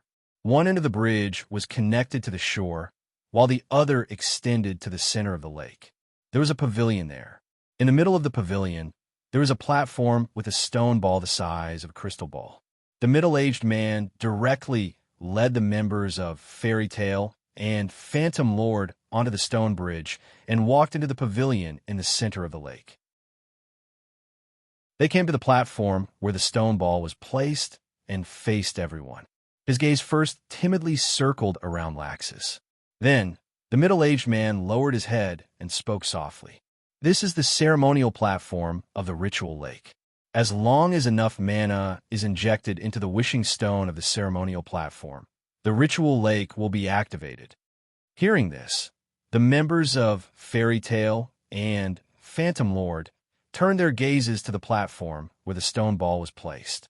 In other words, Noah asked, as long as we inject mana into the stone ball, if the mana is enough to activate the ritual lake will glow and our mission will be complete, right? Yes. Yes. Then, members of Fairy Tale, it's your turn to make a move. Even though he was inexplicably anxious, Maglia chose to temporarily put it aside and spoke somewhat mockingly to Noah, Elusha, and Laxus. Let's see how Fairy's Tale managed to complete a large-scale quest that requires dozens of sorcerers to work together with just 3 brats. Yes. Hurry up. Phantom Lord. The rest of the sorcerers also began to instigate the Lord of the Underworld. Noah raised his head, a trace of shrewdness flashing across his deep pair of eyes. Chapter 10. Under the mocking and disdainful gazes of the magic shooters from the Phantom Lord, Noah took a step forward and walked past everyone to stand in front of the ritual platform. His face did not have the slightest fluctuation, only a palpitating calmness. Perhaps it was because of this calmness, all the sounds in the surroundings disappeared at this moment, including the mocking laughter of the magic shooters from the Phantom Lord. Looking at the small figure standing in front of them and feeling the oppressive calmness in the surroundings, Maglia's inexplicable irritation grew stronger and stronger, to the point that he could not help but ask Laxus sarcastically, letting him go alone? Could it be that the Fairy Tale has decided to give up on this mission? Originally, the fact that the Fairy Tale only sent out 3 people, and all of them were underage brats, to complete this kind of large-scale mission had already made Maglia sneer in his heart. He did not know how many times he had cursed them for being stupid, let alone now that there was only Noah. Laxus glanced sideways at Maglia. The originally gloomy expression on his face had completely disappeared, and he did not even bother to reply. He stared at Noah's back and slowly clenched his fists. Let me see how strong the magic that even the old man is afraid of is. Like Laxus, Elusha was also staring at Noah's back. However, unlike Laxus, Elusha had already seen the strength of Noah's magic. In addition, this mission was basically Noah's main task, and Elusha and Laxus were not so much partners on this mission, but more like bodyguards. Therefore, Elusha did not doubt Noah's ability to complete this mission. Elusha could only wonder if Noah's magic, which he had seen at the riverbank yesterday, was Noah's limit. Everyone present had their own thoughts, but strangely, no one made a sound. Noah, who stood in front of the ritual platform, took in a deep breath, suppressing the undetectable nervousness in his first official mission deep into his heart. Then he reached out his hand. A pair of palms that were much smaller than that of an adult slowly extended to the top of the crystal ball-sized stone ball on the ritual platform, as though they were pressing down on it. At the next moment, Noah closed his eyes, and his mind instantly sank into his body, mobilizing the magical power that was as vast as the ocean. Along with the sound of the vibration in the surrounding air, the ocean-like powerful magic fiercely burst out from Noah's small body, like a torrent of light that suddenly rushed into the sky, suddenly rising up into the sky. Wah! feeling the powerful magic that caused even the space to tremble suddenly rising from Noah's body. The magic shooters of the Phantom Lord were all shocked. Moglia's pupils also shrank. Even Alusha, who already knew, and Lax's, who was mentally prepared, had a dignified expression, their eyes full of shock. Strong. Really too strong. In terms of magic alone, Noah was absolutely qualified to look down on everyone in the entire continent. At least, Lax's, who had felt the powerful magic from Makarov more than once, was certain that Noah's magic was enough to surpass Makarov's. And it must be known that Makarov's strength was enough to be ranked in the top 10 super powerhouses in the entire continent. Although it was only magic, but Noah was able to surpass Makarov in this aspect, and at only the age of 11 at that, it was easy to imagine the shock it brought to Lax's. As for the magic shooters of the Phantom Lord and the middle-aged man from the Senate, they had long been stunned, unable to react for a while. Noah acted as if there was no one around him, slowly controlling the huge amount of magic that burst out from his body, causing countless people, including Makarov, to be shocked to the core. It was as if he firmly controlled it in his hand. Following his control, it flowed into the crystal ball-sized stone ball. The heavy stone ball suddenly blossomed with a strong light, bringing along rich colors, illuminating every corner of the scene. Alusha, Lax's, Moglia, and the others were suddenly blinded by the sudden strong light. They were shocked and hurriedly raised their hands to block in front of their eyes. Many of the magic shooters of the Phantom Lord exclaimed, causing the scene to be chaotic. After an unknown amount of time, the strong light gradually dissipated, allowing the crowd's vision to return to the vast expanse of whiteness. When everyone opened their eyes with lingering fear, the scene in front of them had changed. First of all, the strong light that gradually dissipated didn't immediately disappear. Instead, it stopped after fading to a certain extent. Just like the gentle light of a magic lamp, it shone on everyone's body. It was the light that bloomed from the originally crystal-clear ritual lake. The stone ball placed on the ceremonial platform in the middle of the pavilion had turned into a real crystal ball. Its entire body was releasing strands of colorful light, like a flashlight. It was extremely dazzling. Looking at this scene, no one made a sound at the scene, as if they were in a daze, unable to return to their senses for a long time. Of course, it was not because the scene in front of them was beautiful, but because the development of the situation had made everyone's minds blank for a period of time, and there was no way for them to operate smoothly. Phew! Noah opened his eyes and exhaled a breath after noticing the changes in front of him. In his heart, the tension that had been suppressed in the depths of his heart due to his first work had turned into joy, and he slightly clenched his fist. Fortunately, there were no mistakes at the crucial moment. Only Noah knew how dangerous the work just now was. Noah had not been able to completely control the mana in his body. If he used a large amount of mana, like just now, if he was not careful and exceeded the range of Noah's control, then, at least, it would cause the mana to go berserk again. At that time, not to mention the safety of the people present, the ritual lake that was regarded as a sacred place by the council would probably disappear in history. That would be a big problem.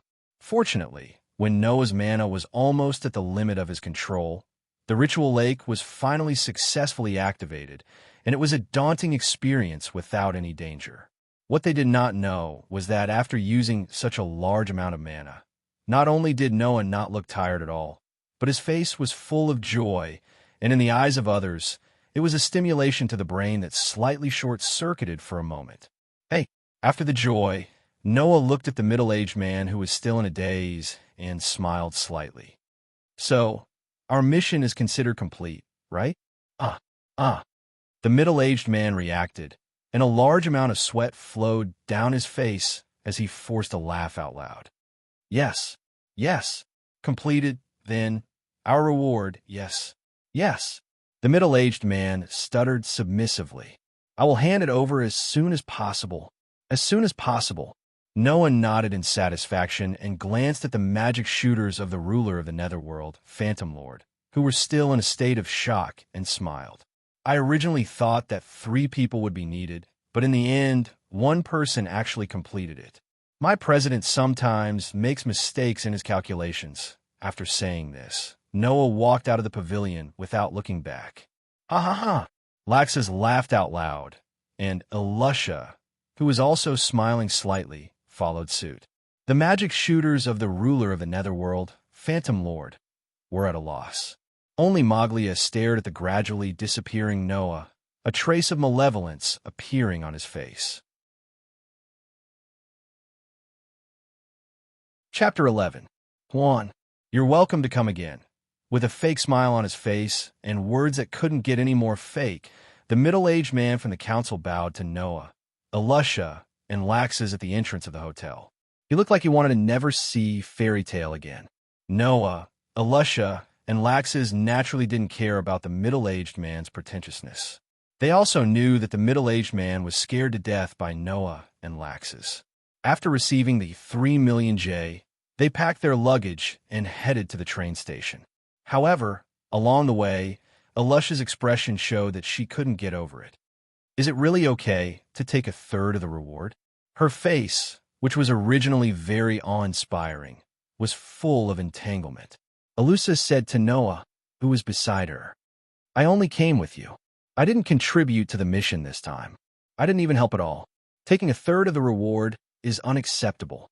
We're all in the same guild. Don't treat me like an outsider. Noah sighed. Since we're working together, it's normal to split the reward equally. It's not like there's a rule stating that those who contribute more will get more rewards. Instead of being unable to get over it, isn't it better to accept it gratefully? Looking at Elusha's expression that was still unable to get over it, it was a stark contrast to Elusha. From the beginning, Laxus had accepted 1/3 of the reward as a matter of course. Noah shrugged and changed the topic. As for the matter of Phantom Lord, I have to tell Grandpa when I get back. Hearing this, Elusha became silent. Laxus's eyes also flashed with a cold light. Because Fairy Tale was getting stronger and stronger. As a member of Fairy Tale, Noah, Elusha, and Laxus knew that the relationship between Fairy Tale and Phantom Lord was getting more and more tense. However, they didn't expect it to be this tense. This time, Phantom Lord directly interfered with the work of Fairy Tale. Moreover, it was a task assigned by the council, so it was easy to guess what he was up to.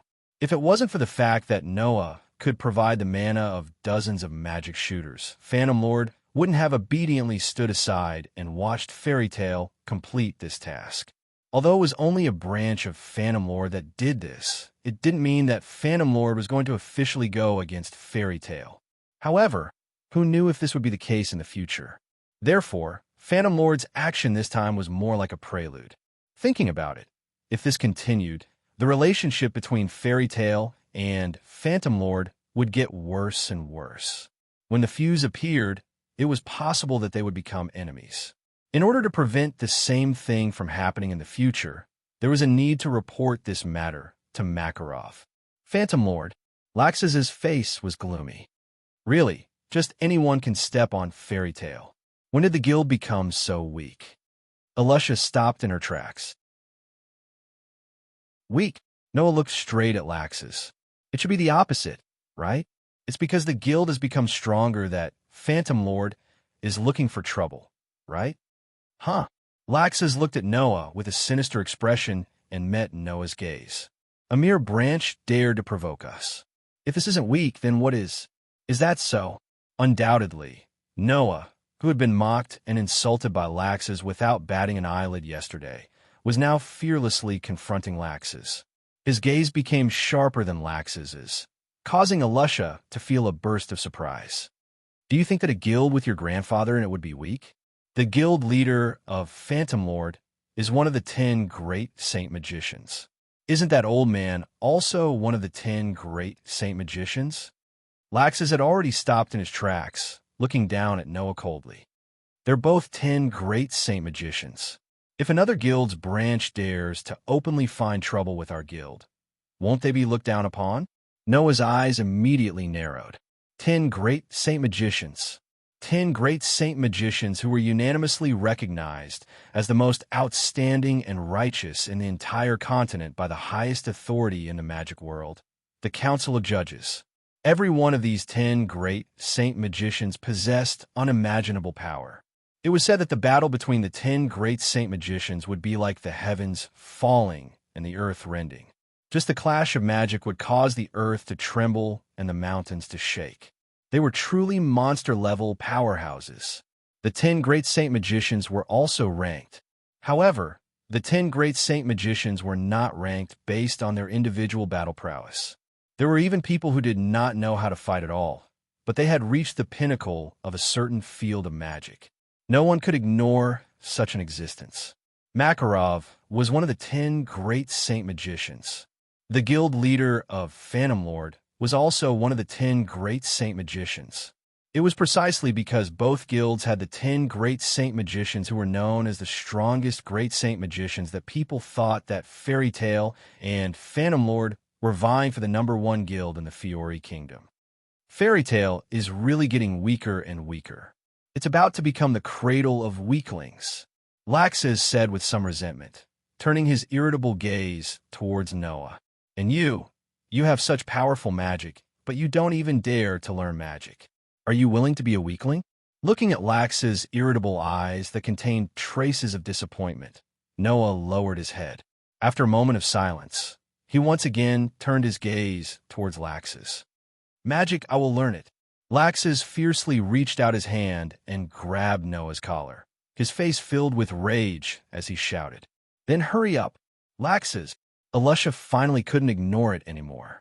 She also reached out her hand and grabbed Laxus's arm that was grabbing Noah's collar. Calm down. Let go of Noah. However, Laxus didn't even look at Alusha.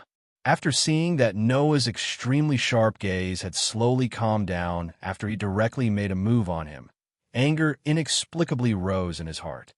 How long are you going to be a coward? Do you really want me to look down on you? What are you so anxious about? Noah ignored the fact that his body was almost lifted off the ground and said indifferently, It shouldn't have any effect if I learn magic later, right? But you're making people feel that you're an eyesore. Laxus growled. You bear the Dole surname, but you don't even have a bit of combat power. Do you know how many people are laughing at you? Dole's surname? Noah stared into Laxus's eyes. Does this surname give you a lot of pressure? Laxus held his breath. Clap, clap, clap, clap. At this moment, a burst of applause entered the ears of Noah, Alusha, and Laxus. Chapter 12. Clap, clap, clap, clap. The clear sound of clapping reverberated in the surroundings, causing Noah, Alusha, and Laxus to frown slightly. They turned their heads and looked in the direction of the sound. They saw that a group of people had formed a circle around Noah, Alusha, and Laxus. Everyone had a sinister smile on their faces, and their expressions were rather unfriendly. They were none other than the sorcerers of the Phantom Lord. Although you all seem to be very busy, we still have to disturb you. I'm really sorry. Maglia, who was the leader, clapped his hands while smiling. However, his eyes were emitting a cold light. So, can't we leave our quarrel for later? Of course. Maglia narrowed his eyes, and the smile on his face grew wider. That's only if you have a future. Hearing this, and seeing the unfriendly expressions of the magic shooters of the Phantom Lord, Noah, Alusha, and Laxus could guess that they were not friendly even if they were stupid. Raxus calmly loosened his grip on Noah's collar, suppressing the hesitation caused by Noah's words into the depths of his heart. He then spoke to Maglia in a mocking tone. Looks like some people can't afford to lose. No wonder they can only survive in a small branch. The smile on Maglia's face stiffened, and his expression gradually became restrained. However, his eyes became colder and colder. You can still maintain your composure in this situation. You really are Makarov's grandson. What Makarov's grandson? Laxus's face showed a trace of ruthlessness. The only one here is me, Laxus, not Makarov's grandson. That kind of thing doesn't matter. Maglia waved his hand impatiently. It doesn't matter if you're Makarov's grandson or not. As long as you're a member of Fairy Tail, it's fine. Noah, who was tidying his collar, slightly paused and raised his head. In other words, Phantom Lord really wants to go against Fairy Tale? I don't know if Phantom Lord is trying to make things difficult for Fairy Tale. Morgoria sneered. I only know that I don't like you guys very much. Do you want to start a war between the two guilds? Alusha's face was full of vigilance. Didn't you say that this wasn't a wise choice? Then let me tell you what the truly wise choice is. Maglia took a step forward and said, for you guys, kneeling down and apologizing is the wisest choice. Hearing this, not only did Laxus laugh, but even Noah and Alusha's expressions began to turn cold. Kneel down and apologize? Laxus looked around at all the magic shooters of Phantom Lord, then fixed his gaze on Maglia. Sorry, but unlike you guys, I won't give you the chance to kneel down and apologize. As soon as he finished speaking, Laxus's figure instantly disappeared from where he was standing. Amidst the sound of something breaking through the air, an afterimage wrapped in golden lightning suddenly flashed in front of Maglia. At almost the same time, a fist carrying a golden arc of lightning was imprinted in Maglia's vision. Looking at the fist carrying a violent arc of lightning that was blasting towards his face, Maglia's pupils fiercely shrank. He roared, and his body suddenly surged with a golden current. Bang! Following the sound of a huge collision, a circle of wind swept out from the center of the collision. The golden electric current also spread out in all directions, causing the surrounding Phantom Lord's magic shooters to cry out in alarm as they retreated in panic. Noah and Alusha were closer to the center of the collision, but their reaction was faster than the magic shooters of Phantom Lord. The moment the collision sounded, they immediately retreated to a place where the current could not reach before stopping. At the center of the collision, Laxus, whose body was flashing with golden arcs of lightning, looked at Maglia, whose body was also flowing with a golden current, and his face slightly darkened. You already knew that I was in this mission, right? Lightning magic wasn't very rare. On the contrary, elemental magic with specific attributes was very common, and magic shooters who could use lightning magic were also very common. However, to be able to use lightning magic to the extent that it was comparable to Laxus, and to be the leader of Phantom Lord's branch that came to obstruct Fairy Tale's work, this was definitely not a coincidence. In other words, Phantom Lord already knew that Raxus would be involved in this mission. Therefore, in order to deal with Raxus, he sent Maglia, who was also proficient in lightning magic, to lead the team. The other party had long wanted to deal with Fairy Tale. Thinking of this, Laxus's face became somewhat heavy. On the other side, looking at Laxus, whose body was still flashing with golden arcs of lightning and extraordinary magic, Maglia's face turned ugly. Laxus' guess was indeed correct. Maglia's appearance was specifically to deal with Laxus. However, Maglia originally thought that dealing with a 15-year-old brat would not be too difficult, even if it was not easy. He did not expect that after exchanging a blow with him, not only did he not fall into a disadvantageous position, but he also did not seem to be using his full strength. How could he lose to a 15-year-old brat? Don't joke around. Maglia let out a roar of jealousy and unwillingness, and roared at the surrounding magic shooters of Phantom Lord. Kill them all. Oh. The magic shooters of the Phantom Lord immediately yelled out. They did not care that the other party was only 3 underage children. They swarmed forward and attacked as a group. Their targets naturally included Noah and Alusha. A bunch of trash. Laxus slowly clenched his fist, and magic power and lightning suddenly burst out from Laxus's body. Die!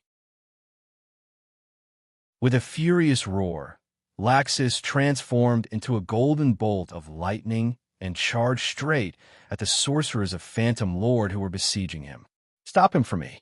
Seeing Laxus's actions, Maglia immediately shouted in a deep voice and ordered a group of people to surround and attack Laxus, while casting a fierce gaze at Noah and Alusha in the distance. The rest of you, deal with those 2 brats for me. Following Maglia's shout, 3 of the weaker magic shooters of Phantom Lord who were surrounding Laxus, and were afraid of Laxus, were immediately overjoyed and immediately rushed towards Noah and Elisha. "Back off!" Elisha, who knew that Noah didn't know how to use magic, shouted at Noah in a low voice and immediately stood in front of Noah without fear. Her cold gaze shot towards the three magic shooters who were charging towards her, and her body curled up with traces of magic power. Change equipment. Magic power like a stream of air converged towards Elisha's small hand, causing Elisha's hand to suddenly flash with light. When the light faded away, a knight's sword with a wing-shaped guard appeared in Elisha's hand. Chapter 13. Noah didn't rush out like a male chauvinist just because he was being protected by a girl. Instead, he calmly stood at the back and looked at Elisha, who suddenly had a knight's sword in her hand. Noah had already seen that Elisha's magic was a common magic used by close combat sorcerers, equipment-changing magic. It was a type of magic that could summon all kinds of weapons from magical space. This kind of magic wasn't very rare. It could even be said that it was more common than the elemental lightning magic that Laxus knew. There were many sorcerers who used this kind of magic, and even some novice sorcerers would use this kind of magic. Of course, this didn't mean that the equipment-changing magic was weak. Noah clearly remembered that Makarov had once said that the true strength of a sorcerer who mastered the equipment-changing magic was never dependent on the magic itself, but on the person's fighting skills. To put it bluntly, the equipment change magic was just a magic that could summon a weapon from a different space. After the weapon was summoned, this magic would not be of much use. How to use the weapon in battle was something that every mage who knew how to use the equipment change magic had to consider. Therefore, there were three types of sorcerers who knew the equipment changing magic. 1. The weapons in the magical space had all kinds of magical effects. Sorcerers could flexibly use the effects of these magical weapons to fight. 2. Sorcerers were proficient in all kinds of fighting skills. They could skillfully use the weapons in the magical space to the point of perfection. They could fight through their own fighting skills. 3. The weapons in the magical alternate dimension are magical weapons with all kinds of strange effects. The sorcerer himself also has amazing combat skills. By combining the advantages of the first two types of weapons, he could display powerful combat strength and engage in battle. Those powerful sorcerers who could use the equipment-changing magic belonged to the third type. If Elisha really wanted to be strong in the future, then sooner or later she would have to walk the path of the third type. But now, Elisha was only an 11-year-old child. She was also an orphan with no one to rely on. Naturally, it was impossible for her to have the funds to equip herself with a magical weapon. Now, the weapon in Elisha's hand was only an ordinary weapon. In this way, Elisha wanted to use the outfit-changing magic in battle, except for the second type. There was no other possibility. Not to mention the extent to which Elisha's equipment-changing magic could be used, whether or not she had mastered the basic combat skills and was proficient in using weapons was a problem. Would Elisha be able to fight? Noah's worries were quickly dispelled by Elisha's actions. Humph! Elisha, who was holding her knight's sword, let out a shout and fiercely swung her sword in the direction of the three Phantom Lord sorcerers who were charging towards her. Clang! A sword ray flashed across the space in front of them. The sword in Elisha's hand seemed to have turned into light and collided heavily with the weapons of the Phantom Lord's magic shooters. Clang! The sound of metal clashing was accompanied by sparks. Elisha and the three sorcerers all took a step back. Impossible! Seeing that their attack was actually blocked by a brat who they didn't even take seriously, and even caused the three of them to take a step back, the three sorcerers' hearts were filled with shock. Humph! Elisha's beautiful face was also flushed red. Her gaze was fixed on the three sorcerers in front of her. Knowing that her opponents had underestimated her from the start, Elisha once again let out a delicate shout. She tightened her grip on her knight's sword and took a step forward. The distance between her and the three sorcerers was instantly shortened. Her eyes revealed a fierceness that a child would never have. Her knight's sword slashed, and the sharp sword light flashed in front of her. Poochie! The three sorcerers who were still in shock only felt a pain in their chests. and a burst of dark red blood appeared in front of them. Ah! In the next moment, screams echoed in the air. Seeing that a huge wound had appeared on the chest of the three sorcerers, and dark red blood flowed freely in front of the three sorcerers. Not only was Maglia shocked, even Noah was shocked. His worries were completely unfounded. Although Alusha didn't seem to be equipped with a magical weapon, her combat skills were extremely skillful. She was not inferior to the average sorcerer swordsman. In addition, the three sorcerers of Phantom Lord were not only the weakest in the group, but also underestimated the enemy. It wasn't strange for them to be defeated in an instant. It seemed that Alusha was the same as him. Even though she was still young, her training was not as lax as the average child. The difference was that Noah trained his control of mana, which couldn't be used in battle. On the other hand, Alusha trained her swordsmanship, which was more than enough to be used in battle. Alusha, so she was actually this strong. Noah clenched his fists tightly. He was looking forward to learning magic in the future. How is this possible? Seeing the three sorcerers on his side fall to the ground and unable to get up, looking at Alusha, who was holding her knight's sword in front of him, with a face full of awe-inspiring heroism, and thinking of Noah's unbelievably strong mana and Laxus's formidable strength, Maglia's face began to distort. One was 15 years old. Two were 11 years old. At such a young age, there was already a child who could fight to a standstill with him, a child who could defeat three magic shooters in an instant, and a child who possessed magic that even he feared. Was the talent of a fairy tale child so outstanding to such an extent? If these three kids were allowed to grow up, in the future, Fairy Tale and Phantom Lord would definitely become enemies with each other. These three kids would definitely become Phantom Lord's most frightening enemies. He absolutely couldn't let them grow up. For the first time, real killing intent rose in Maglia's heart. Go to hell, little brat. His whole body surged with violent electricity. With a low roar, Maglia's body turned into a bolt of lightning and flashed in the direction of Alusha. Be careful. Although Maglia's action was too sudden, Noah, with his superb sensing ability, was still able to sense the mana on the other side and quickly warned him. Alusha, who had just swung her sword, didn't even have time to catch her breath when she heard Noah's words. Her expression turned serious as she raised her head and looked at the bolt of lightning. She clenched her teeth and charged forward instead of retreating. The knight's sword in her hand pierced towards the incoming bolt of lightning without any fancy moves. Seeing that Alusha didn't retreat and instead launched an attack, Maglia's mouth revealed a hint of disdain. His body that had turned into a bolt of lightning suddenly stagnated, allowing his body to appear abruptly. When the knight's sword was less than a meter away from him, his palm suddenly popped out and bent into a claw shape. An astonishing amount of electricity flashed on the surface of the claw as he grasped the incoming knight's sword. Ding!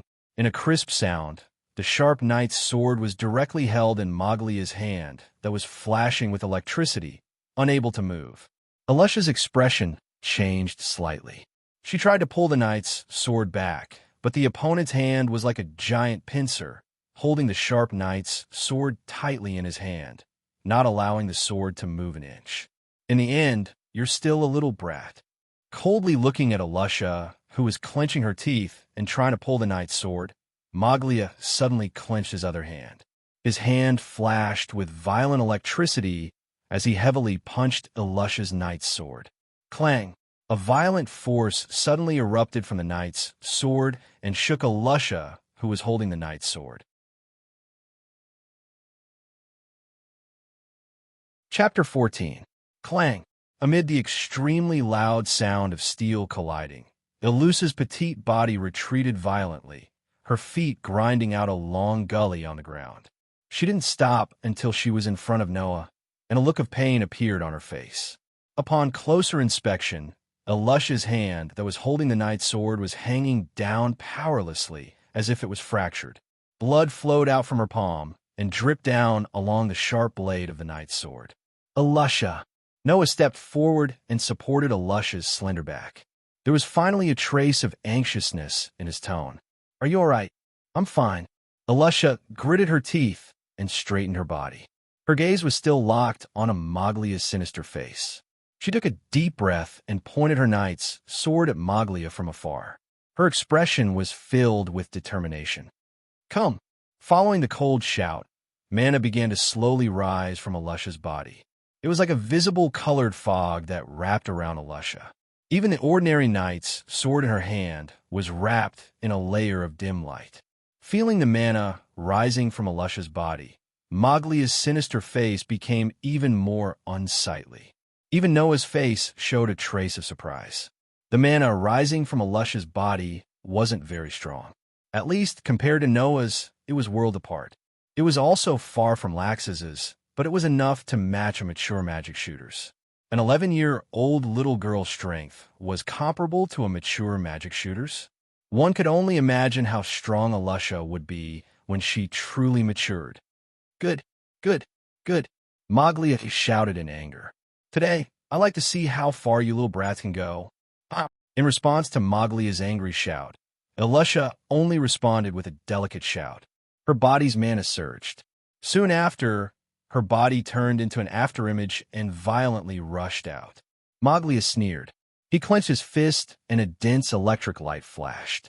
It flowed on Maglia's huge fist like a glove made of thunder and lightning, flashing extremely violently. At the same time, the knight's sword in his hand flashed like lightning. He suddenly raised the knight's sword in his hand and ferociously chopped down at Maglia's head. Looking at the knight's sword that suddenly chopped down, Maglia's fist that was suffused with electric light also fiercely struck out. The fist's shadows flew and filled Alusha's vision. Clang, clang, clang, clang. In the blink of an eye, several fist shadows directly smashed onto the knight's sword. Every time a fist shadow landed on the knight's sword, there would be an intense sound of metal colliding in the air. Moreover, the mana shrouding the knight's sword would also weaken a little, and its strength would also decrease by several folds. Just like this, in a short moment, dozens of fist shadows smashed onto the knight's sword, causing the mana and strength flowing on the knight's sword to be directly shaken away. This caused Alusha's full-strength attack to become weak and self-defeating. There was no threat to speak of. I'll let you see. A brat like you definitely can't have the strength of a truly powerful magic shooter. Maglia sneered. His clenched fist directly opened, and his hand that was flashing with electric light once again forcefully grabbed onto the knight's sword. With a forceful tug, he pulled Alusha's petite body over. Before Alusha could react, Maglia's body suddenly leaned forward. His other hand that was flashing with electric light clenched into a fist, and with a ferocious force and a sonic boom that caused the air to fluctuate, he heavily smashed towards Alusha's body. Looking at the momentum of this fist, if it really landed on Alusha's body, even if Alusha was wearing armor, she would still end up seriously injured and unconscious. Alusha's eyes slowly widened. A shadow of death suddenly emerged from Alusha's heart and shrouded Alusha's heart. Pong! Poochie! In this space, a muffled sound and the sound of spitting out blood sounded at the same time. The muffled sound was continuous and reverberated in the air like an echo, and it was accompanied by the thick sound of electric current that didn't disperse for a long time. The sound of spitting out blood brought along with it dark red blood that sprayed into the sky. Following that, it dripped bit by bit onto the ground, forming a small pool of blood. As for Maglia, who caused all of this, his expression changed drastically as he looked at the small figure in front of him. Alusha held the knight's sword in her hand and half knelt on the ground. She raised her head and stared blankly in front of her, her eyes full of waves. She saw that a small figure had unknowingly inserted between Alusha and Maglia. It stood in front of Alusha with its back facing Alusha. On the figure's left shoulder, Maglia's fist that was flashing with electric light still landed on it, charring the skin there. However, the owner of the figure also reached out a hand and tightly grasped the fist that landed on his left shoulder. Ignoring the electric light that was still flashing on it, he raised his head. In the next moment, A face with traces of blood at the corner of his mouth and dark eyes that were as deep as the stars was imprinted in Maglia's eyes. Impressively, it was Noah. Noah suddenly stepped forward and helped Alusha take a blow for Maglia. Brat. Even Maglia couldn't help but cry out at this moment. Do you want to die? Die? With traces of blood at the corner of his mouth, undoubtedly, he suffered an extremely heavy blow. His left shoulder was still suffering from the electric shock from Maglia's fist. Even his hand that was clenched on that fist emitted a burnt smell from the electric shock. However, Noah's face didn't show any signs of pain. He stared at Maglia and grinned. Isn't this what you want? Do you really want to die? Maglia was angered by Noah's smile. What can a brat like you who doesn't know magic do? I really don't know magic. Noah's eyes sharpened as he suddenly raised his small fist. But I'm not so bad that I don't even know how to smash my fist into the face in front of me. After saying this, Noah grabbed Maglia's arm that landed on his left shoulder. Imitating Maglia's action, he pulled forcefully pulled the panicked and unprepared Maglia in front of him. Pung! Immediately, a small but abnormally powerful blow landed heavily on Maglia's face. Ah! Maglia screamed as his body fell. He covered his face and rolled on the ground without a care for his image. Pa! Noah's body went limp as he knelt on the ground on one knee. He covered his left shoulder and left arm that were charred by the electric shock. His small face finally showed signs of pain. As he covered his left shoulder and left arm, the hand that had just punched Maglia was still dripping with blood. This proved that Noah had used a lot of strength in that punch. Noah! Noah! Alusha came back to her senses and hurriedly went forward to support Noah, whose face was full of pain. For the first time, panic appeared on her delicate face. Are you okay? I'm fine. Noah forced a smile with his pale face. It's just a little painful. Looking at Noah's pained and pale face, Alusha's expression changed several times. She couldn't help but say this. Why did you save me? Why? Noah looked at Alusha. We're all friends. What's the reason for saving your life? Didn't you just stand in front of me to protect me? Don't tell me you have a reason. We're companions from the same guild. Noah smiled slightly. Under the contrast of his pale face, it was extremely dazzling. Grandfather said before that we must cherish our companions. Alusha's one eye that was exposed couldn't help but flicker. Finally, she nodded her head heavily. Her cold heart finally had a trace of warmth. However, the crisis was not over yet. Despicable brat, Maglia, who was covering his face, struggled to get up from the ground. His face was distorted as he roared. I'm going to kill you. After speaking, Maglia turned into lightning and swept toward Noah and Alusha. Chapter 15. Maglia, who had turned into a bolt of lightning, dashed towards Noah and Alusha, who were kneeling on the ground. Noah and Alusha's expressions changed at the same time. They wanted to dodge, but Noah's injuries were not light at all. Even if he wanted to get up, it would take a lot of time. There was no way he could make it in time. Looking at Noah, who was sweating profusely and struggling to get up, Alusha gritted her teeth and leaped in front of Noah without hesitation. She raised the knight's sword in her hand and pointed it towards the bolt of lightning. Just as Maglia, who had transformed into a bolt of lightning, was about to reach Noah and Alusha, another bolt of lightning suddenly flashed from the side. With a sharp sound, it fiercely collided with Maglia's body. Dong! Like an explosion, a violent shockwave shook the two bolts of lightning that collided with each other. The shockwave spread out and swept in all directions, setting off thick smoke and strands of electric current that wandered back and forth aimlessly. Get down! Noah hurriedly pulled Alusha, who was blocking in front of him, over and pressed her down with force. Together, they lay on the ground. The shockwave wreaked havoc over the heads of the man and woman lying on the ground. The electric current that wandered back and forth also scattered in all directions.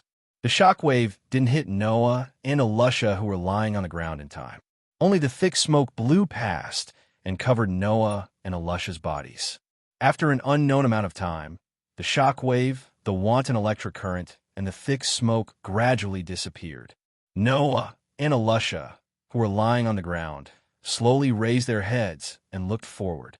They saw that Maglia, whose face was filled with murderous intent, was now like a chicken that had lost its ability to resist. A strong and powerful hand was choking his neck and lifting him in the air. His legs couldn't help but kick as his face gradually turned purple. The one who was choking Maglia's neck and lifting Maglia in the air was Lax's, whose body was flashing with golden electric arcs. Lax's first glanced at Noah and Alusha, who were lying not far away, then turned his gaze toward Maglia, who was struggling in pain. He sneered out loud, but his eyes became colder and colder. "Sorry to trouble you to take care of my two brats." Morgalia felt that it was getting more and more difficult for him to breathe. His chest started to hurt as he hugged Lax's hand that was strangling his neck. Are you wondering why I can help?" Lax's had an unrestrained expression on his face. "You want to stop me? Shouldn't you find a few more important people?"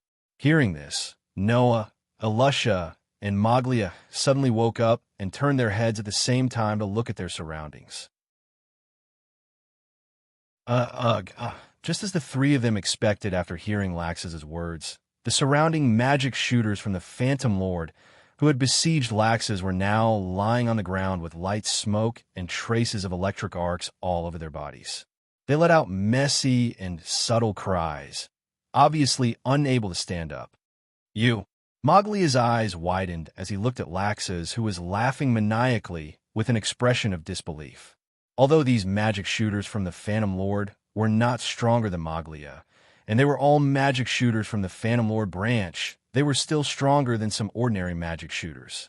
If one or two of such magic shooters went up against Maglia, they would only be looking for trouble. Maglia could easily deal with 3 or 4 of them, but if 10 of them went up against him together, even Maglia would start to struggle. If all 30 of them went up against him together, even Maglia wouldn't dare to say that he could win. However, Lax's won, and it seemed that he did not even suffer a single injury. How is this possible? Could it be that this Lax's was still hiding his strength? Doesn't that mean that he is much stronger than me? But isn't he only 15 years old? How can he be so much stronger than me at 15 years old? What a terrifying person. Maglia finally felt fear. So strong. Alusha stared blankly at the magic shooters from Phantom Lord who were wailing on the ground. The way she looked at Lax's also changed. Is this the true strength of the president's grandson? Alusha estimated that if she were to go against Lax's now, she was afraid that she would not even be able to withstand a single blow. Lax's is really too strong. It was no wonder that when Makarov announced the executors of the mission and mentioned that Lax's would also be participating, the magic shooters in the Fairy Tale Guild were collectively clamoring and were no longer worried that there would be any problems with this mission. Are all the magic shooters in Fairy Tale of this level? Alusha completely overturned her original impression of Fairy Tale in her heart and began to take Fairy Tale seriously. Only Noah was holding his injured left shoulder and left arm. Looking at Lax's, who was flashing with electricity, his expression gradually became dignified.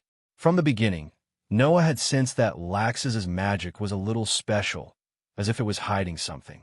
Now, looking at the electric arcs flashing on Lax's body, Noah was sure that this lightning was different from the lightning that Lax's had used before. There must be another power hidden in Lax's body. Moreover, this power was very strong.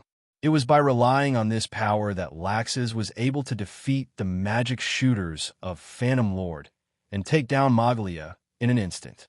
Otherwise, based on the strength that Lax's had originally displayed, he would at most be on the same level as Maglia. What exactly was hidden in Lax's body? While Noah was deep in thought, Lax's looked at the terrified Maglia and laughed sinisterly.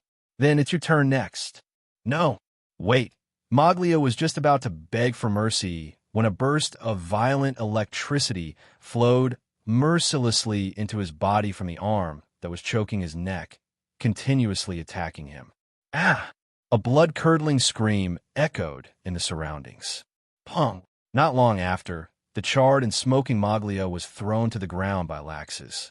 Not only was he seriously injured, but he was also completely unconscious. Didn't I say that?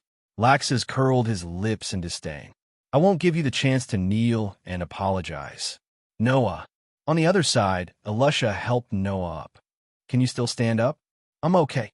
Noah smiled bitterly as he forced himself to stand up. However, he still needed Elusha's support, otherwise he would have collapsed. After this incident, you should understand, right? Laxus walked over and sneered as he looked at Noah's charred left shoulder and left arm. Without power, you can't do anything. Noah was suddenly silent. Although Noah did not think that Laxus was right, Laxus's words were not absolutely wrong. At the very least, in that situation earlier, without strength, Noah did not even have the qualifications to fight. He could only be protected. At most, he could step forward bravely, block a blow for the others, and give some unexpected and harmless attacks. That was all. Without learning magic, it was still too difficult to deal with a sorcerer. It was easy to deal with an ordinary sorcerer, but for an opponent like Maglia, it was hard to say. Become stronger. Laxus looked deeply at his brother in front of him. Only by becoming stronger can you do what you want to do, no matter what it is. The scene was silent. Chapter 16. Magnolia. In a room on the top floor of the Fairy Tale Guild, Makarov looked at Noah, who was lying on the bed, gritting his teeth as he endured the pain. His expression did not change in the slightest, but his eyes, which were full of wrinkles, had an undetectable anxiety. Polyusia, are you still not done? Makarov was speaking to an old woman who was standing beside Noah's bed, helping Noah's left shoulder and left arm to bandage. Shut up and watch. The old woman, named Polyusia's expression, did not change as she continued with the work at hand and responded with a sarcastic tone. If you make any more noise, I'm going back. Makarov immediately shut his mouth and did not dare to speak again, because Makarov knew that Polyusia would definitely do what she said. Although the two of them were close friends who had known each other for many years, Polyusia hated humans very much. To Polyusia, the noisy and lively fairy tale was definitely one of the places she did not want to be in the most. If it were not for the fact that Noah was injured and Makarov's thick skin caused a ruckus in Polyusia's house. Even if Noah was on the verge of death, Polyusia would not have come to Fairy Tale. Even if she came now, she would definitely be in a bad mood. If he continued to provoke Polyusia, Makarov knew that Polyusia would definitely leave without another word. Perhaps it was because she really could not bear to see Makarov's secretly anxious appearance. Polyusia sighed. You're already so old, yet you're still so impatient. Although your grandson's injury can't be considered light, it didn't hurt his bones. With the help of healing magic, he'll be able to recover in less than 3 days. Why are you so anxious? Really? Makarov heaved a sigh of relief. That's great. Thank you, Granny. Noah, who was lying on the bed, also hurriedly expressed his gratitude. I've really troubled you. Don't misunderstand. I just couldn't stand that old man's shameless torture. Polyusia helped Noah with the bandage expressionlessly and then got up without any reluctance. If it wasn't for this, I would definitely not come to this place filled with hateful humans. Hearing this, not only did Noah bitterly laugh, but even Makarov was helpless. Anyway, thank you. Don't say any more useless words. Polyusia turned around and walked out. If you really want to thank me, then don't look for me in this place. Leaving these words, Polyusia directly slammed the door and left. Anyone could feel the displeasure in her heart. How old is she already? Yet she still hates humans so much. Makarov curled his lips and looked in the direction of Promise. Seeing Noah's relaxed expression and the bandaged left shoulder and left arm, his eyes were filled with regret. I'm sorry, Noah. If I knew this would happen, I wouldn't have let you go on this mission. Grandpa, what are you saying? Noah waved his uninjured arm nonchalantly. No one knew that Phantom Lord would suddenly appear, right? That's not your fault, Grandpa. Don't worry, Noah. Makarov clenched his fists, his old eyes showing traces of coldness. This debt, I'll get it back from Joseph sooner or later. And Laxus, The coldness in his eyes turned into anger. Makarov angrily shouted out, "Before I left, I specifically ordered him to protect you. But in the end, you suffered such a serious injury. When we get back, I'll teach him a lesson. Brother Laxus?" Noah couldn't help but recall the words Laxus said to him. After a moment of silence, he couldn't help but speak. "Grandpa, tell me, is it really wrong for me to not learn magic?" When the somewhat angry Makarov heard this, his expression slightly froze. Looking at the blank expression of his grandson lying in front of him, a feeling of tenderness emerged in his heart. Having adopted Noah for a whole year, Makarov understood Noah better than anyone else. Naturally, he also knew that his grandson often displayed a calmness that even normal adults would not be able to display when facing outsiders or certain situations. Furthermore, he did not have the impulsiveness that youth had, and his temperament was excellent in all aspects. However, no matter how excellent Noah was, he was only an 11-year-old child. In his heart, there was naturally a weakness that a child should have. However, this weakness in Noah's heart was only shown in front of the people closest to him. For example, in front of him. "You didn't learn magic because of my orders. Even if it's wrong, it's still my fault." After a moment of silence, Makarov responded, "But Noah, I can tell you, this decision of yours is definitely not wrong." Makarov's words were like a ray of light that illuminated Noah's heart, which was full of confusion. Noah's eyes lit up, and he turned his head to look at Makarov. "Your talent is really too good. Even if you did not go through special training, you were born with powerful magic that no one can match. If you can freely control this magic and learn magic, in the future, you will definitely have more power than me," Makarov said solemnly. "But sometimes, too powerful a talent brings about more than just simple benefits. This is especially reflected in your case. Before you can freely control all your magic, learning magic, even if it is a healing or auxiliary magic that does not have any power, may cause the magic that is not completely under control to break free from control when you use it, and then go berserk. That is very dangerous. In any case, your talent will not escape, and the magic that belongs to you will not disappear. So why are you in a hurry to learn magic?" Makarov's voice began to soften. "You are still young, and you have to work hard every day to control your magic. Sooner or later, this magic that belongs to you will be completely controlled by you, and you will be able to use it completely. When that time comes, it won't be too late to learn magic. And with the strength of your magic, once you learn magic, your power will definitely grow incomparably fast." Listening to Makarov's advice, the confusion in Noah's heart finally dissipated, but there were still some things that he could not let go of. "I understand that, but this time, when we met the Phantom Lord, if I knew magic, I would be able to protect my companions, right?" "What are you talking about?" Makarov grinned. "I've already heard about what happened from Alusha. Didn't you protect Alusha very well? That's called protection." Noah frowned. "I only blocked a blow for Alusha. You didn't let Phantom Lord's people hurt their own companions. That's protection," Makarov said as he gently patted Noah's thin shoulders and stared at Noah's face. "If you really want to pursue power, then I will not force you. But I hope that you can choose the right way to obtain power."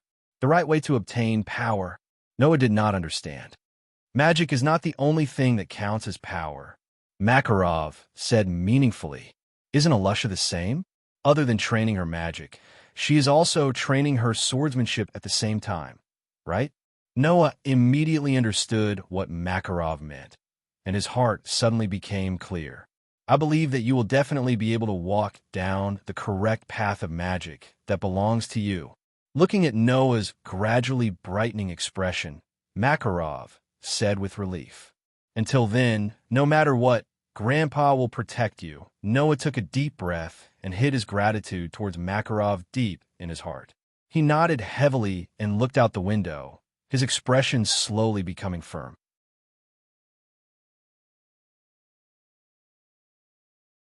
Chapter 17. Noah had previously heard from Makarov that although Polyusio wasn't very famous, she was a very powerful person. When he heard Makarov's words, Noah had thought that Polyusia's strength was on par with Makarov, who was one of the 10 great Saint Magi. Now, Noah understood that when Makarov said that Polyusia was a very powerful person, he wasn't referring to Polyusia's strength, but Polyusia's healing abilities. Undoubtedly, although Noah's injuries couldn't be considered serious, they definitely weren't light either.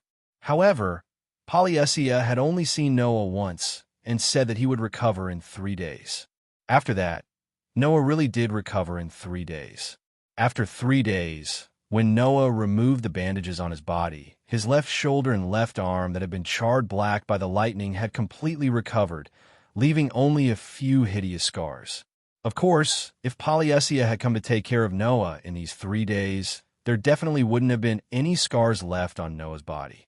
Unfortunately, letting Polyusia, who hated humans, come to Fairy Tale in order to prevent Noah from growing scars was something that even Makarov wouldn't be able to do.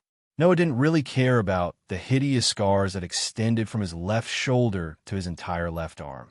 After confirming that the injuries on his body had completely healed, he hesitated for a moment before wrapping his entire left arm in bandages to cover the hideous scars. Then, he immediately left the room. Fairy Tale was as noisy as ever. Seeing the first floor of the guild that was as noisy as a bar, Noah revealed a somewhat nostalgic expression. He couldn't help but smile as he walked into the sight of his companions in the guild.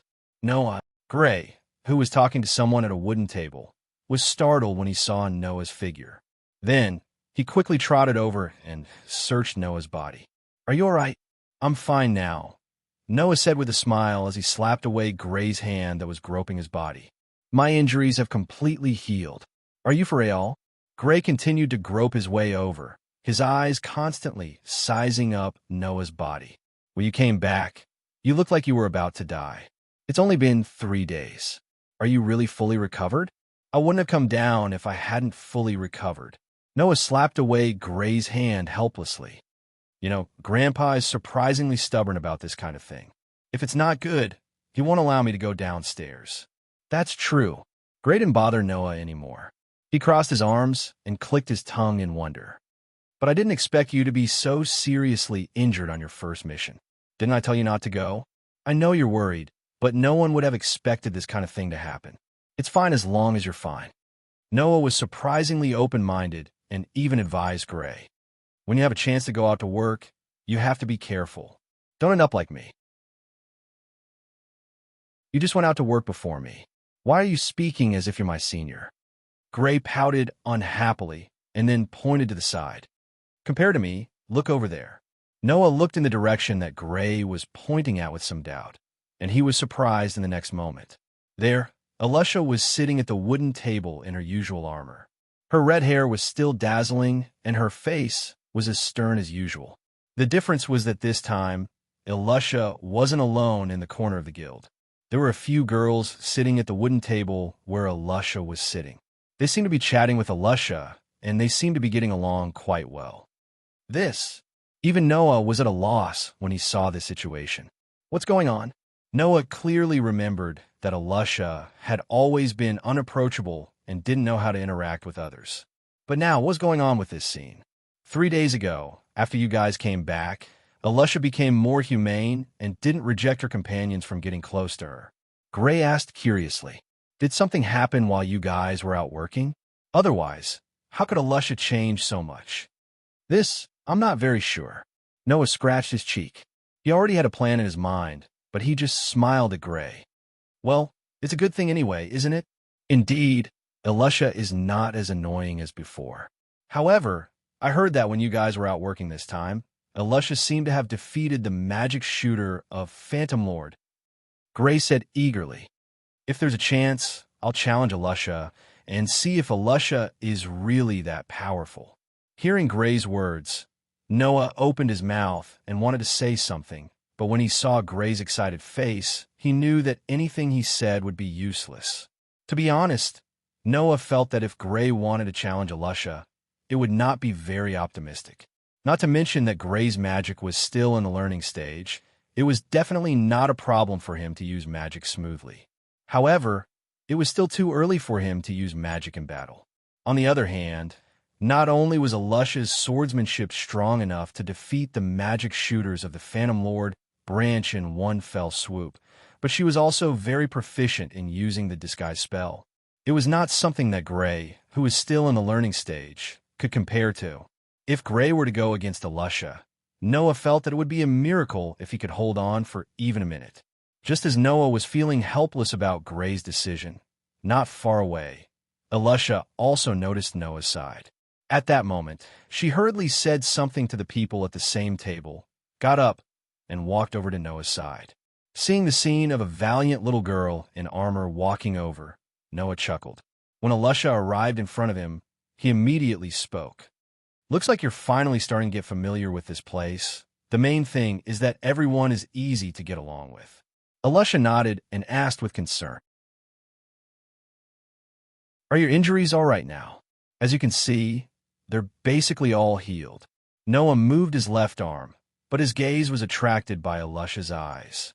Of course, this was not because Alusha was very charming, nor was it because Alusha had an extremely beautiful face and a pair of beautiful eyes. It was because Alusha's pair of eyes were exposed to the air. Yes, all of them. Originally, the medical eye patch on one of Alusha's eyes had disappeared, and a pair of eyes appeared intact in front of Noah. Naturally, it attracted Noah's attention. "Your eyes?" Noah asked cautiously. "My eyes." Alusha's expression was complicated as she touched the eye that was originally wearing the medical eye patch. After a while, she shook her head. "It's already gone, but the granny that the president brought back not long ago to treat you helped me take a look at my eyes at the president's request." "I see." Noah understood. "Artificial eyes?" Alusha nodded. It seemed that she did not want to talk about her eyes, so she changed the topic seriously. "I haven't thanked you for saving my life." Noah shrugged his shoulders. Just as he wanted to brush her off, his heart couldn't help but move. His gaze was burning as he looked at Alusha. "If that's the case, there's something I want to ask of you. Can you come with me?" "No problem." Although she did not know what Noah wanted to ask of her, Alusha agreed readily. Thus, under Noah's lead, the two walked out of the guild together. Seeing Noah and Alusha leave, as if there was no one around, Gray, who was standing at the side, was stunned. After a long time, he roared, "Are you ignoring me?"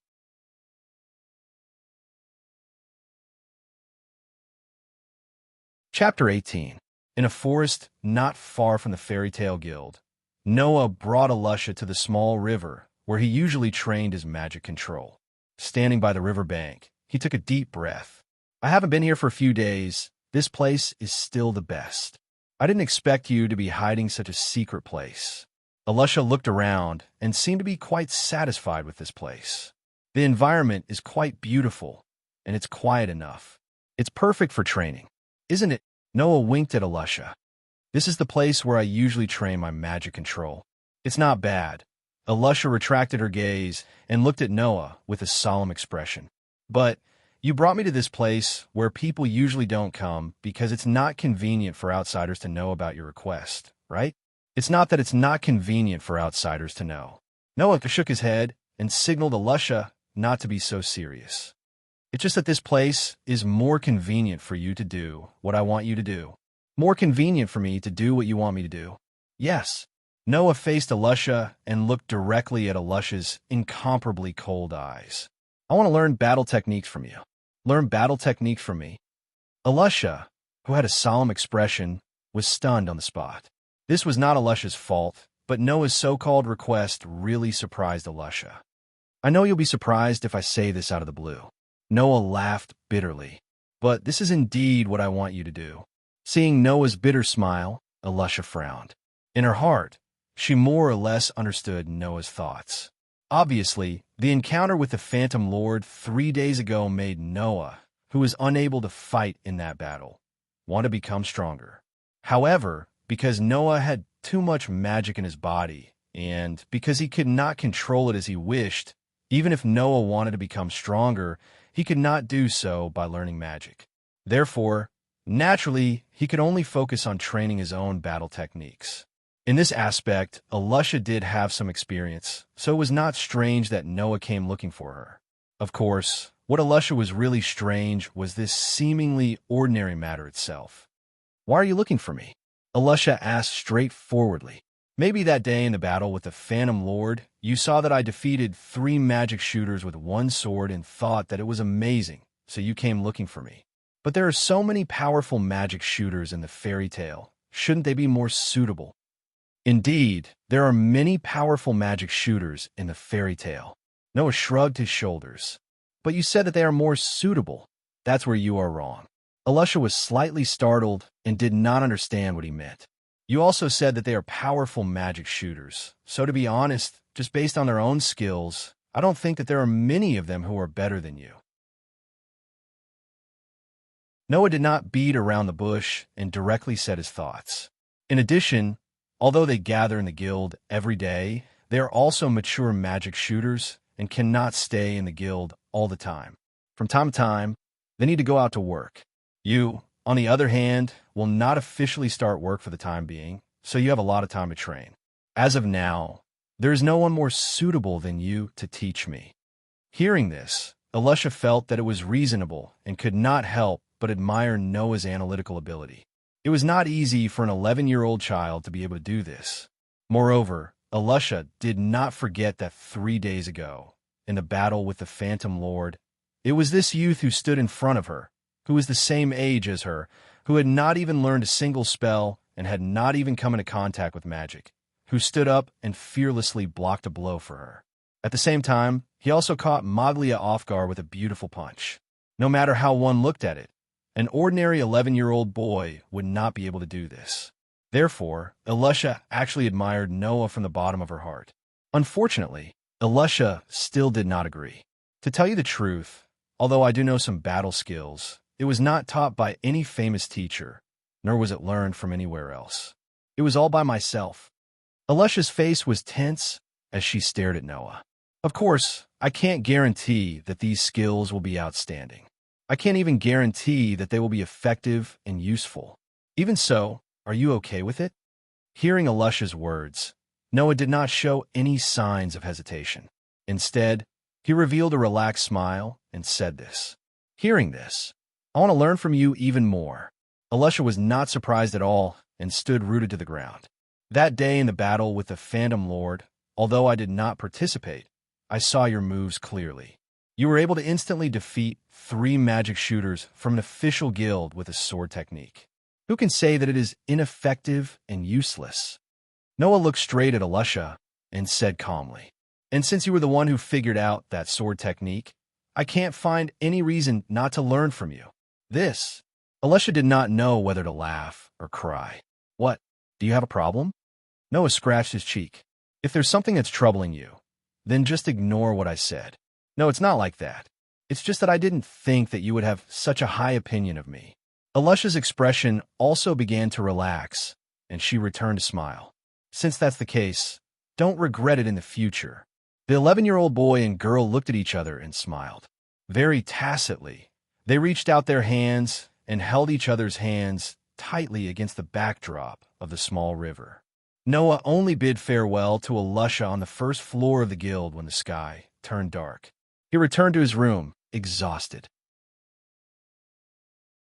Even Noah did not expect that after he had just asked Elisha for a favor, Elisha did not delay any longer and immediately pulled him a train. This was not a big deal. After all, Noah also wanted to master some combat skills as soon as possible. He was not someone who was used to slacking off. Otherwise, he would not have continuously trained his control of mana year after year. Noah was also happy to see that Elisha was so proactive. However, now, Noah felt that he was too naive. Elisha herself had said that her combat skills were all figured out by herself. No one taught her, and she did not learn from other places. Naturally, she did not know how to teach others. Therefore, the only teaching method that Elisha could think of was to personally fight. Therefore, Noah was also trained by Elisha for an entire day. It would be strange if he was not tired. Looks like I have to strengthen my body more. Otherwise, I won't be able to get used to this kind of training. Noah muttered to himself as he pushed open the door to his room. However, this push also caused Noah's footsteps to stop. This was because on the bed in Noah's room, there was something that did not belong to him. A sword. A knight's sword with a half-curved, slightly curved, long, and dazzling as ice. Next to this rather dazzling knight's sword was a piece of paper. There are only 2 words written on it: do your best. Looking at the extremely stable handwriting that was as loose as an old pine tree, Noah did not need to think to know who left it behind. After all, wasn't that old man the one who suggested that he obtained strength from other aspects? Noah could not help but feel a scorching warmth in his heart. He stepped forward and carefully lifted the gorgeous knight's sword that was lying in front of him. He felt the sharpness of the sword and the extraordinary aura on it, and muttered, "Thank you, grandfather."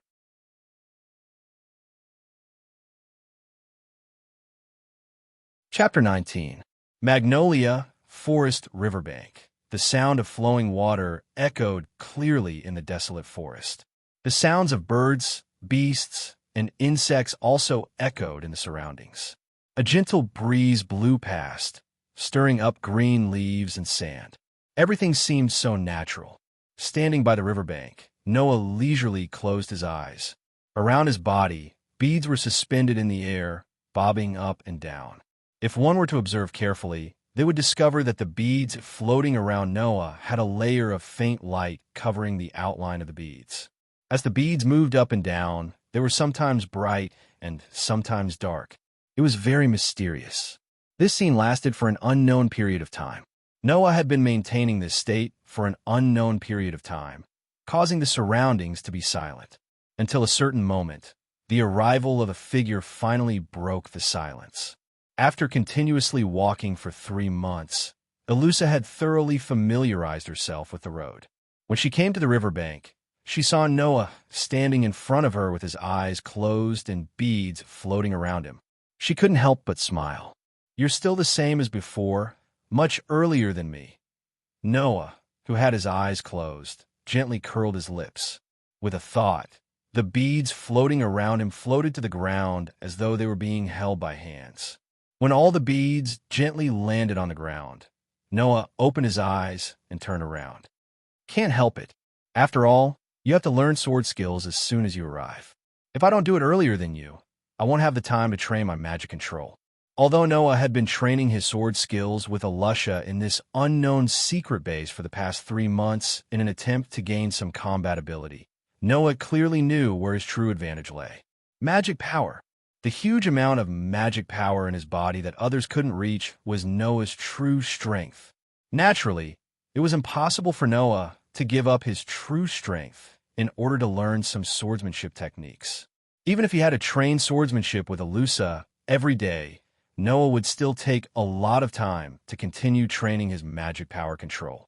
Learning sword skills would allow Noah to gain a certain degree of combat ability. Learning magic, with Noah's terrifyingly strong magic power, allowed him to become a powerhouse that even Makarov felt would surpass sooner or later. Coupled with the fact that the mainstream of this world was magic, all these factors told Noah that he couldn't put the cart before the horse. Therefore, Noah was still very good at arranging time for various aspects of training. In the past 3 months, not only had Noah's control over his mana improved significantly, but his swordsmanship had also improved significantly. Being diligent is a good thing, as expected of you, unlike Gray, who only knows how to duel with me all day. If you have this kind of time, you might as well use it to train. In these 3 months, they'd spent at least 12 hours a day together and improved together. This had already made Noah and Elusha the 2 people in fairy tale who understood each other the best. Naturally, they were also very clear about each other's improvement and strength. Therefore, Elusha didn't waste any more words.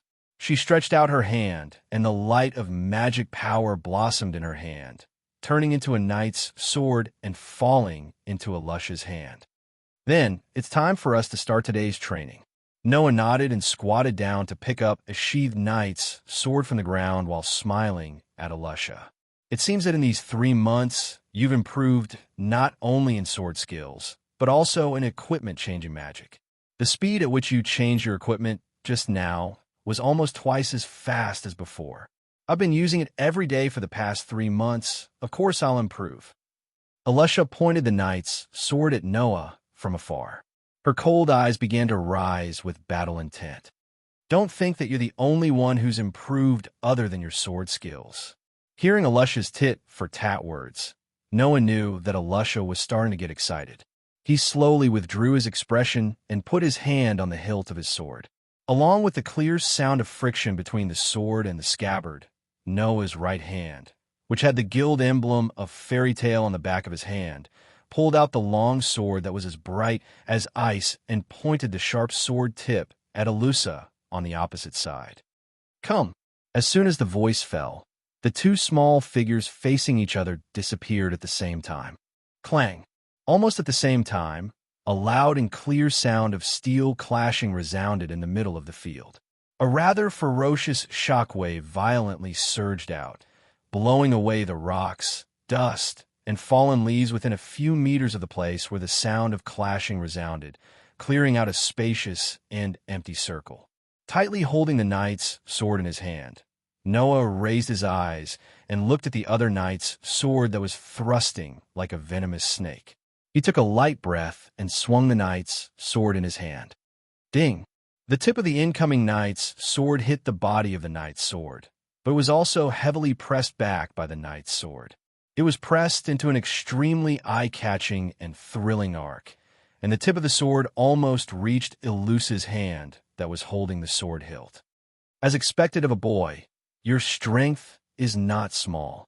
Suffering a small loss on the first contact, Elisha was not shocked, but laughed instead.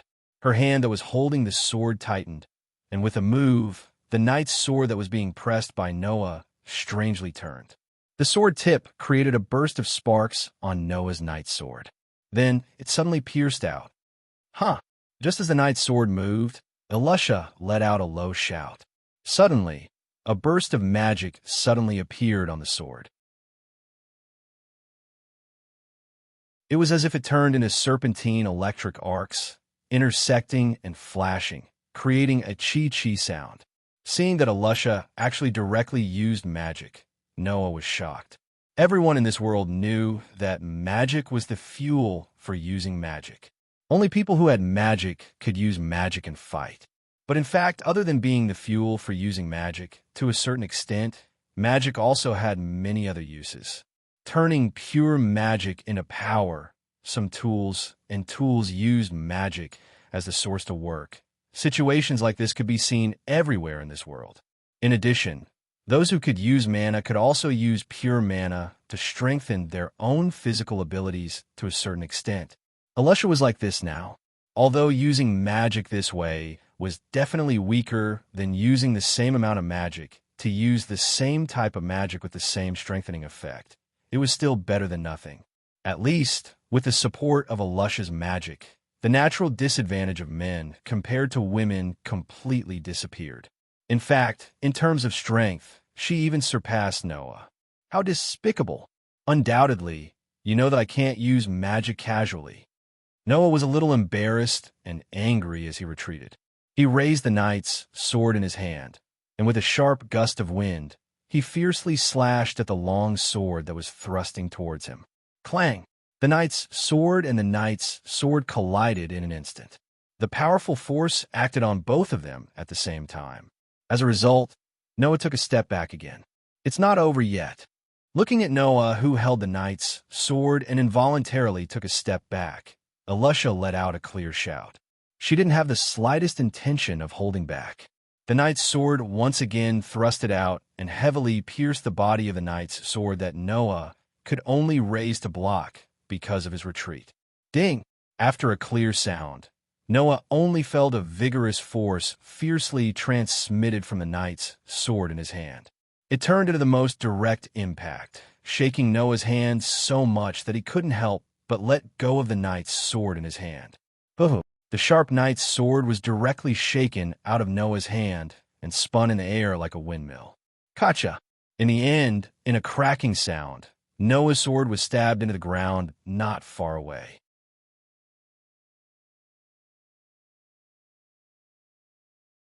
Chapter 20. Gotcha! Along with a crisp cracking sound, Noah's knight sword directly stabbed into the ground not far away. The sharp blade of the sword stirred up a lot of gravel. It wasn't hard to imagine what would happen if one were to be struck by such a sword. It's over just like that. Alusha's lips curled, and the knight, sword in her hand, resolutely pierced forward. Her target was Noah's neck. Thinking about it, with Alusha's ability, she should be able to control and stop her sword when it was an inch away from Noah's throat. However, just when Alusha thought that the battle was over, Noah suddenly raised his head and waved his bandaged left hand. A black shadow immediately flashed and heavily collided with the tip of Alusha's knight sword. Ding! In the next second, a loud collision sound rang between Noah and Alusha. Alusha was also stunned by this sudden situation, until a force transmitted from the knight sword in her hand, causing Alusha to involuntarily take a step back. Only then did she understand what happened. In Noah's other hand, there was actually another weapon that could be used. Scabbard. The scabbard that Noah had been holding in his other hand all this time. Just now, Noah directly used the scabbard in his left hand as a sword against Alusha's knight's sword, neutralizing Alusha's sure-kill attack, and also turning the tide of the battle. Looking at the astonished Alusha, Noah stomped on the ground, and his figure flashed like lightning in front of Alusha. It's still too early to end it now. Under the gaze of Alusha's slightly narrowed eyes, Noah, who was tightly holding the scabbard, quickly borrowed the force and spun half a circle in the air, strangely drilling into Alusha's bosom. After pausing for a moment, the scabbard in his hand fiercely smashed toward Alusha's chest with a sharp sound that could almost tear through the air. Feeling the approaching force, even Alusha's face couldn't help but change, and magic power suddenly rose from her body. Change equipment. A circle of dazzling silver light bloomed in front of Alusha. That was the unique light of the equipment change magic. When the light dissipated, in front of Alusha, a small silver shield the size of a basin appeared out of nowhere. Seeing this, Noah couldn't help but be startled. Shield? Noah had already seen Alusha's equipment change magic many times in these 3 months. He had also seen all kinds of weapons that Alusha had hidden away, but this was the first time he saw Alusha use a shield. Did this mean that the battle situation for Alusha was so urgent that she had no choice but to use a shield? When this thought arose in his mind, Noah's movements didn't have the slightest hesitation. The force of the scabbard in his hand didn't decrease, but instead increased and heavily smashed onto the silver shield. Bang! The sound of the impact was like an invisible ripple of force, spreading out from between Noah and Alusha. Alusha only felt that although the force that smashed onto the shield in front of her didn't injure her, the force of the impact was still there. It made Alusha, who was originally in the process of retreating, directly break her posture and continuously retreat. After retreating nearly 20 steps, Alusha finally stabilized her body. However, at this time, Alusha didn't move anymore, because in front of Alusha, a figure had already appeared there. The tip of the scabbard in his hand stopped about an inch away from Alusha's throat, pointing at Alusha's throat. This scene, in the second when the knight's sword in Noah's hand was knocked away, also appeared in Alusha's imagination. Unfortunately, at that time, the figure in Alusha's imagination should have been changed. This is the real end.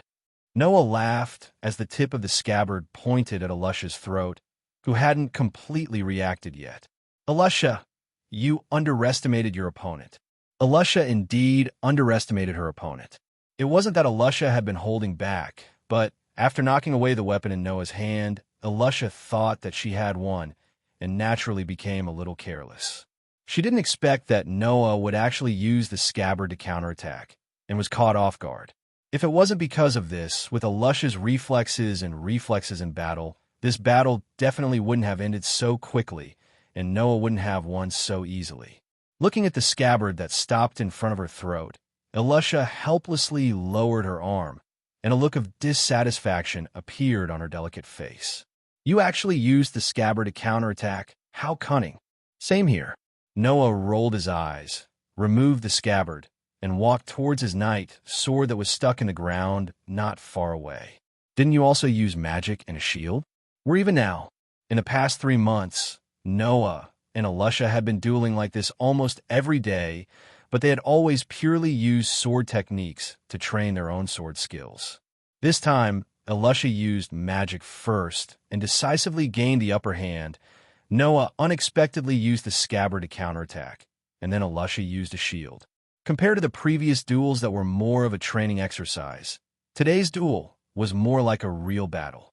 Of course, Noah and Elisha were very satisfied to be able to seriously engage in a battle. But being serious was one thing, but only the two of them knew how much skill they had used in this battle. At least, Elisha knew that Noah could still use 2 methods in this battle. The first method was the magic that Noah was so proud of. In the past 3 months, not only did Noah train a set of sword skills that could make Elisha suffer when she was careless, but his control over magic had also improved a lot compared to 3 months ago. 3 months ago, Noah was already able to control the mana equivalent to that of dozens of magic shooters to activate the ritual lake. Now, the amount of mana that he could control at once was definitely not less than that. In the previous battle, if Noah had used his own magic to improve his physical abilities like Elisha, even if he did not use all of his magic, and only used the amount that he could control, then the extent of improvement would be much greater than what Elisha could achieve, and the battle would be much more advantageous. The reason why Noah did not use his magic, and kept saying that he could not use his magic casually, was because of Noah's own concerns. Elisha often heard in the guild that Noah had just been adopted by Makarov for a while, and Noah was so agitated that his magic went berserk, causing the entire guild to almost be destroyed many times. Because of this, Noah would definitely have concerns in all aspects before he could fully control his magic. Moreover, his opponent was Elisha, not an enemy, but a companion that they could learn from and improve together. Therefore, Noah would subconsciously not use his magic in the battle against Elisha. As for the second method, Elisha's gaze slanted towards the dazzling knight's sword that Noah had just picked up. Sensing the faint traces of aura on it, she recalled the scene when Noah truly used that sword in front of her for the first time. She laughed bitterly and began to evade the topic. I didn't think that you, who couldn't even see the trajectory of my sword 3 months ago, will be able to keep up with my speed and even defeat me 3 months later. You're admitting defeat just like that? That doesn't sound like something you would say, does it? Noah waved the knight's sword in his hand and looked at Elisha provocatively. How about it? Let's have another round? Of course, no problem. Elisha responded firmly, and then changed the topic. Although I really want to say that I just went to the guild, and the guild leader asked me to call you back. Back? Noah was stunned. What's wrong? Elisha smiled sweetly and said, We have a new companion.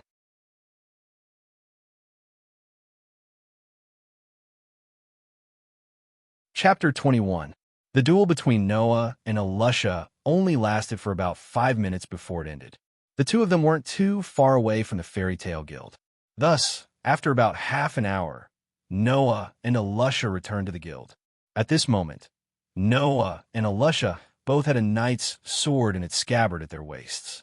One of them was wearing an ordinary shirt, trousers, and a jacket, giving off a carefree aura. The other was wearing a cold armor, giving off a heroic aura. They looked like a pair. In addition to the 3 months of training together, Noah and Elisha's aura, posture, and pace had unknowingly reached the same state. If it wasn't for the fact that Noah's hair was black and not bright red, perhaps many people would have thought that the two of them were twins. Under such circumstances, the two of them directly returned to the guild and pushed open the guild door.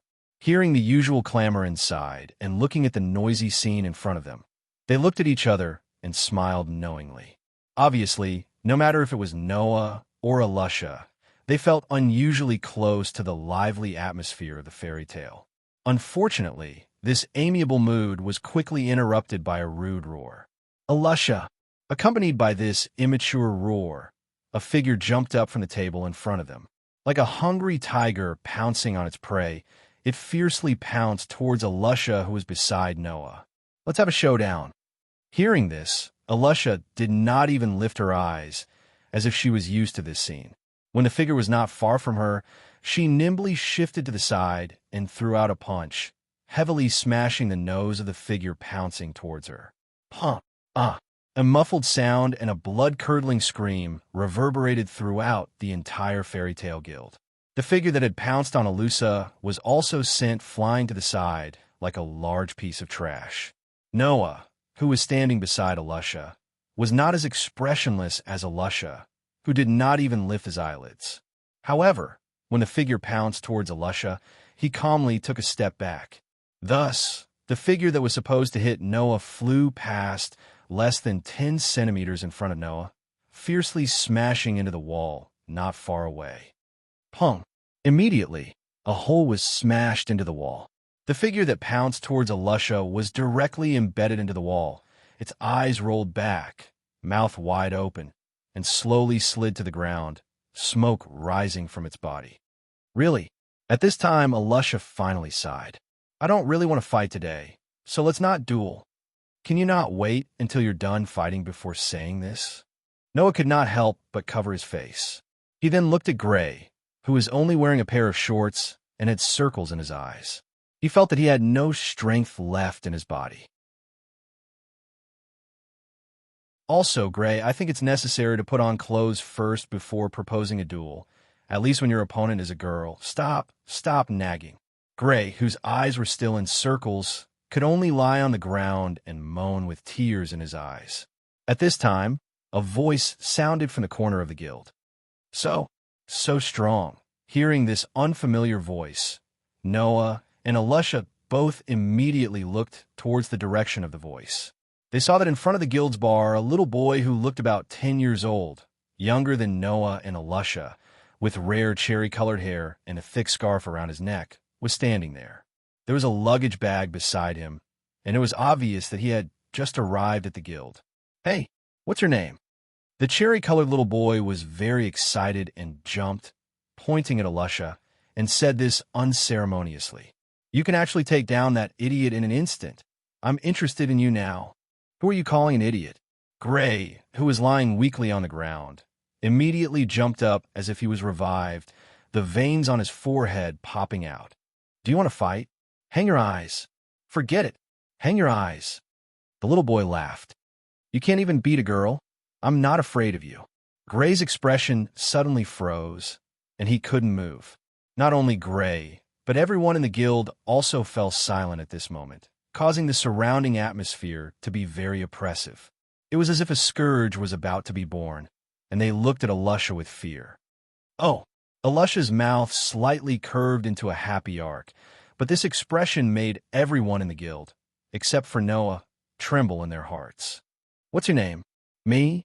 The little boy didn't seem to notice the change in the surrounding atmosphere, and he put his hands behind his head, revealing a bright smile. "My name is Naz Dolagner."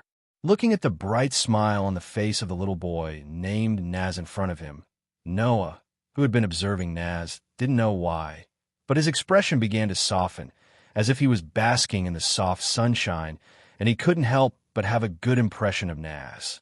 Not only Noah, Alusha, Gray, and everyone in the guild unconsciously approved of Naz under his bright smile, but they didn't show it on their faces, but they couldn't hide it from Noah, who was very familiar with everyone. Naz Dolagner? What an incredible person. Noah, who had a good impression of Naz because of his outstanding personality and charm, took the lead to show his good intentions to Naz, and smiled slightly. "My name is Noah Dolagner. My name is Alusha Shukalito."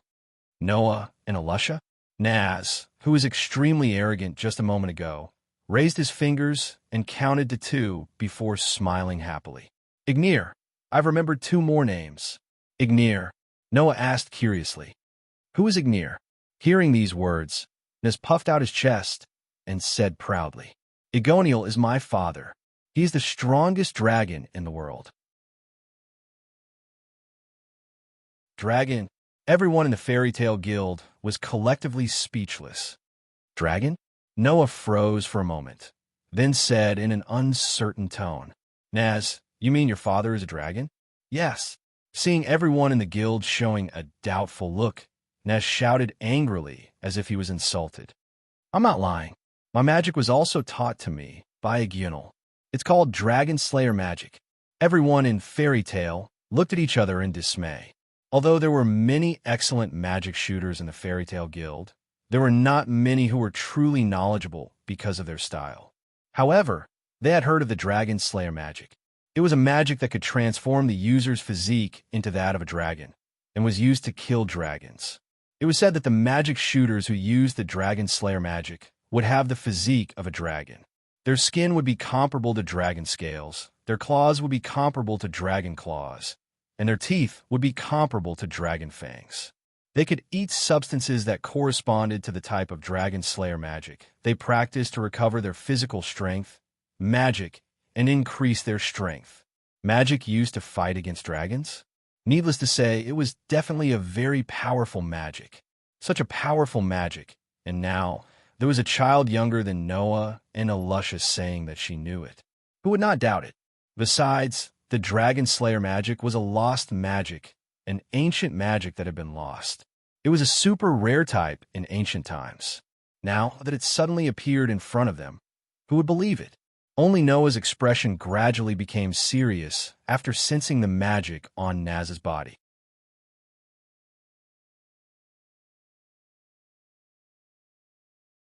Chapter 22.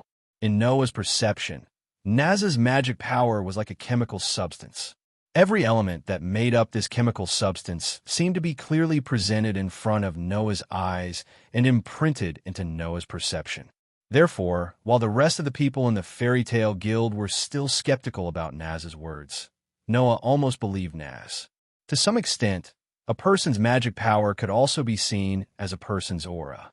If magic power was compared to water, every individual with magic power was a different kind of water, but water was still water. This would not change. However, in Noah's perception, Naz's magic power gave him a different feeling from others. How should he put it? If he had to make a metaphor, Naz's magic power could probably be compared to ink.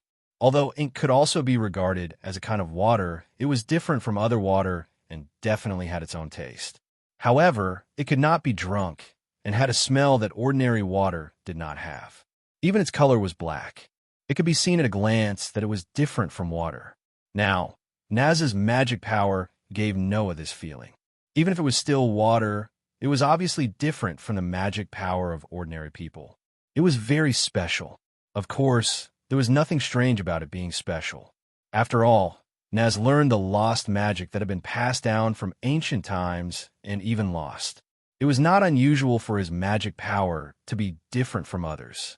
It was extremely special. However, Noah couldn't ignore it. There was no other reason. It was just because the feeling that Naz's magic power gave Noah was too similar to the feeling of magic power that Noah felt from Lax's. It was the kind of magic power that seemed to hide a beast in his body. And Naz, who had this feeling of magic power, was the owner of Dragon Slayer magic. Could it be that Lax's? Just when a guess arose in Noah's mind, at the entrance of the guild, an old voice echoed throughout the guild. What Naz said is all true. Under the gaze of all the members of the Fairy Tale Guild, Makarov walked in from outside and said such a surprising sentence. Naz is indeed a magic shooter who learned the Dragon Slayer magic of fire. In other words, Naz is a magic shooter who slays dragons. Magic shooter who slays dragons. Everyone looked at Naz, who looked like he was about to cry just now, but now had a proud face. Is that true? Magic shooter who slays dragons? I didn't expect that this kind of ancient magic shooter would actually appear in the fairy tale, and it's a child in addition to the magic shooters in the guild, Alusha said to Noah, who was next to her with interest. That child called Naz seems to be quite powerful. The Dragon Slayer magic of fire? Gray, who was still lying on the ground, stared at Naz and grinned. He's quite interesting. He's a guy worth a fight. Naz was like a little person with a long nose, standing with his arms akimbo and chest out as he laughed loudly. How is it? Are you scared? Isn't this good? Alusha, who was somewhat restless, stepped forward with a smile on her face. "Why don't we have a competition?" Competition. Everyone present suddenly became noisy, looking as if they wanted to see the world in chaos. "Not bad, not bad. How about the kid called Naz compete with Alusha? Let us see the power of a magic shooter who slays dragons." "With you." Naz's eyes also lit up, and he jumped out with a face full of excitement. "Good. I'll defeat you. This will prove that I'm stronger than that idiot." "Idiot!" For the first time, Gray didn't make trouble, but looked at Naz with pity. "You'll know how terrifying Alusha is later." Under the instigation of all the members of the Fairy Tale Guild, Naz agreed without any surprise. Alusha also looked somewhat impatient. It seemed that she really had a little interest in the Dragon Slayer magic. Unfortunately, Alusha was destined to not be able to fight today. "Alusha," Noah suddenly raised his head and said such a sentence. "Why don't you give this competition to me?" The whole place suddenly became quiet. "Noah?" Alusha looked at Noah with a face full of doubts. "Are you an idiot?" Gray directly showed a stunned expression. No matter how weak that idiot with the hedgehog head is, he's still a sorcerer. "Noah, you haven't learned magic yet. Why are you jumping out here?" "Haven't learned magic yet?" Naz was even more surprised. "If you haven't learned magic, how are you going to fight me?" Not to mention Alusha, Naz, and Gray. Even the members of the Fairy Tale Guild were puzzled. "Little Noah, don't be impulsive. Even if you want to fight with others, you have to wait until you learn magic, right?" That's right. Let's wait until you learn magic first." Hearing this, Noah smiled but didn't say anything. His gaze directly met Naz's confused expression. "How about it? Do you want to try?" Seeing that Noah didn't have the slightest intention of giving up, everyone except Alusha started to discuss spiritedly. "Naz." At this time, Makarov spoke. "You could try with Noah." "Okay." Although he didn't know what was going on, Naz still clenched his fist hotly. "Since Grandpa President has said so, don't regret it later." Hearing Naz's words, Noah didn't say anything. He slowly nodded his head, a look of interest flashing past his eyes. Just as Alusha said, Noah did indeed have an interest in the Dragon Slayer magic. Although it wasn't purely because the Dragon Slayer magic was a lost magic, or because it was a powerful magic used to fight against dragons. In the open space in front of the entrance of the Fairy Tale Guild, at this time, many people had formed a circle surrounding two young teenagers. "Do your best. Little Noah, don't lose to Dragon Slayer Sorcerer. Fight. Okay." Standing in front of Noah, Nez looked at Noah, who was casually standing there with one hand holding the scabbard of the knight sword at his waist. He raised a fist, his face full of excitement. "I'm coming." After saying that, a rather impressive magic slowly rose from Naz's raised fist, and a flame suddenly burned from Naz's fist.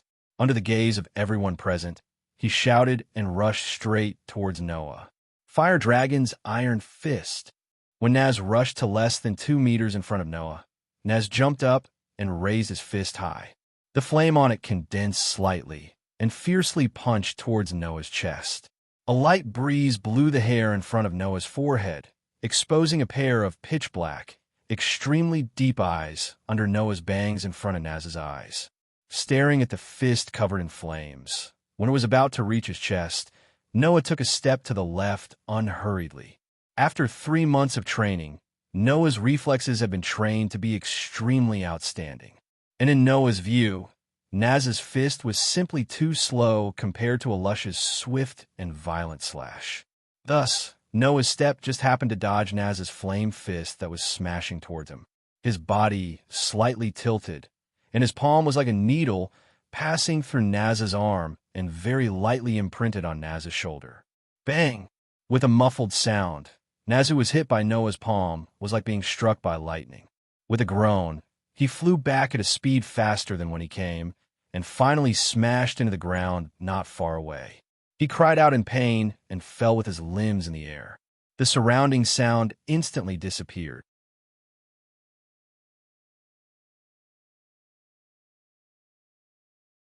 Chapter 23. Looking at Naz, who was knocked to the ground by Noah, in one strike. The surrounding members of Fairy Tale were silent for a moment before they quickly became restless. Is that for real? Isn't this Archmage of the Dragon Slayer too weak? No, and it still has some skills. His magic power is also outstanding among his peers. Other than Alusha, only Gray in the guild can compare to Naz.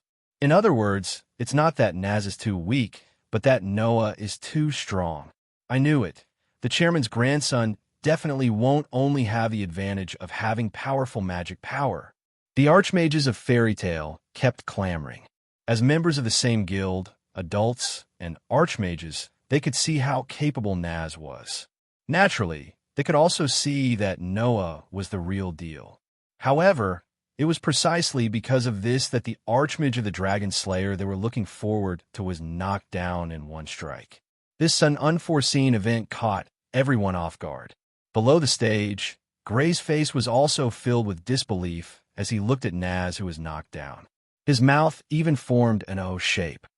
This guy, how did he become so strong?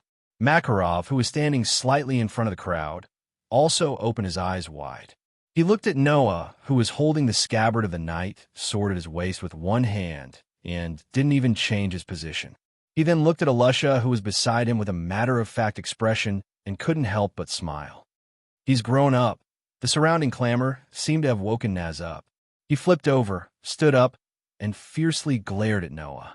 You actually dared to lie to me? Huh? Noah said blankly. What did I lie to you? Naz exclaimed in exasperation. You lied to me when you said you didn't know magic. First of all, I didn't say that. Second, even if I did, I didn't lie to you. Noah raised his hand and flipped it over, not knowing whether to laugh or cry. What I just used was just a very ordinary attack. It didn't even have a bit of magic. You can't be saying that this is magic, right? Naz choked, and then a burst of anger rose in his heart. Are you trying to say that you can beat me even if you don't know magic? Following Nazi's roar, a scorching flame suddenly ignited from Nazi's body and covered his entire body. Looking at the slight distortion of the air around Nazi, the temperature was definitely not low. It was much stronger than the fire fist that Nazi used just now. This change made the surrounding people cry out in surprise. Even Noah was surprised. He could clearly feel that with the anger on Nazi's face, the magic power in Nazi's body had more or less grown. Even the flames on his body had become much more vigorous, as if all the emotions in his heart had been transformed into flames. Nazi's Dragon Slayer magic can actually change according to Nazi's emotions? Is this the ancient lost magic? Watch me beat you down. Nazi was like a creeping cheetah. He bounced up fiercely, stomped his feet on the ground, and rushed out. The flames on his body pulled out a long fire tail, rendering Nazi, who rushed out like a flaming meteor. Wherever he passed, stone chips and dust flew in all directions, and the temperature in the air rose sharply. Even Noah felt that his face had become a lot warmer. In the exclamations that had not yet dissipated, Nazi, who had turned into a flaming meteor, quickly rushed to Noah. The flames on his body gathered together, and he charged at Noah and slammed into him. Watch me. Fire Dragon's Sword Horn. The sudden surge in strength made Nazi's attack bring about a strong, oppressive wind, which made Noah's expression slowly condense. However, Noah didn't have the slightest intention of retreating. His right hand gently rested on the hilt of the knight sword at his waist. Noah bent his body like a lion that was ready to attack. After a moment of silence, like an arrow leaving the bow, he didn't retreat, but moved forward to meet the flaming meteor. Huh! Amidst the cold shout, a dazzling sword light suddenly appeared in the field under the shocked, astonished, and amazed gazes of the surrounding people. Like the waning moon at night, it seemed to be able to cut through space. Accompanied by a clear sword cry, it fiercely clashed with the flaming meteor.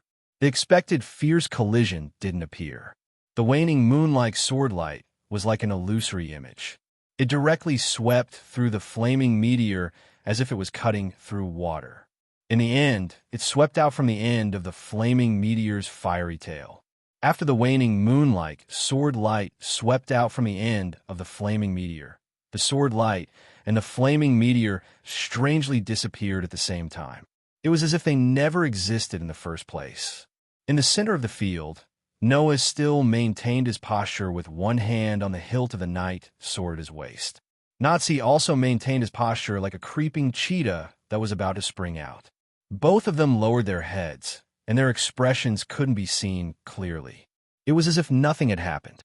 However, no one would believe that the scene just now was an illusion, because the temperature in the air still hadn't dropped, and the gravel and dust in the field hadn't dispersed. Noah and Nazi's positions were replaced by each other. They had their backs facing each other, which was completely opposite from the position they were in at the beginning of the confrontation. Around them, everyone in the fairy's tale subconsciously held their breaths and didn't make any more noise. Makarov, Alusha, and Gray also stared closely at the two people on the field. Their expressions were solemn as they watched quietly. Not long after, the silence in the field was broken. Ugh! Nazi, who had his back facing Noah, whimpered. His eyes drew circles as if he was drunk. His body swayed for a while before falling to the ground unconscious. Noah then raised his head and let go of the hilt of the knight sword at his waist. He turned sideways and looked at the fallen Nazi. He made a V gesture in the direction of Makarov, Alusha, and Gray. Clap, clap, clap, clap. Only then did everyone present come to their senses. They laughed loudly and applauded loudly. Good job, little Noah. You become stronger. What a powerful sword. As expected of the president's grandson, he's really different. The people here were all magic shooters from the fairy's tale. Even the weakest one was much stronger than Gray. Although not everyone knew what had just happened, most of them still knew. When Nazi's explosive attack that exceeded his full strength was about to land on him, Noah quickly pulled out his sword at a violent speed that most people on the field could only see a flash of sword light. He didn't retreat, but advanced. When he brushed past the flaming meteor that Nazi had turned into, his sword hit Nazi's abdomen and made him unconscious. Seeing that Noah still maintained his sword-drawing posture after the attack, it was clear that after hitting Nazi, Noah returned his sword to the scabbard at a speed that couldn't be seen clearly. With all these factors added together, it resulted in the scene where the two of them exchanged positions and had their backs facing each other. Of course, looking at Nazi's unconscious appearance, Noah must have been merciful and didn't really slash him with his sword. Otherwise, Nazi would have at least bled. This guy, Gray didn't hide his shock. He actually secretly became so strong by himself. He's really cunning.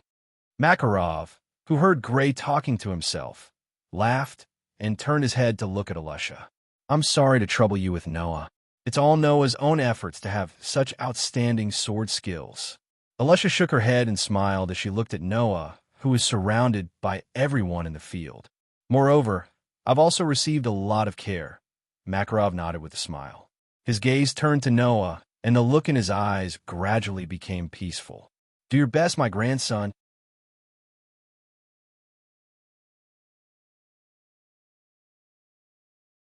Chapter 24. Magnolia, Forest Riverbank, Wong.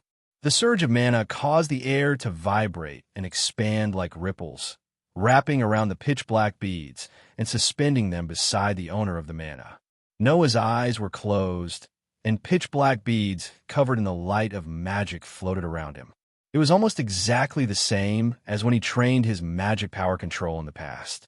However, in the next moment, Noah did something different. Noah opened his eyes abruptly, exposing his dark eyes that were as deep and dazzling as the stars in the sky. He gently raised his hands, as if he was trying to lift something up. His palms were facing upwards, and he couldn't help but raise them up. Wong, wong, wong.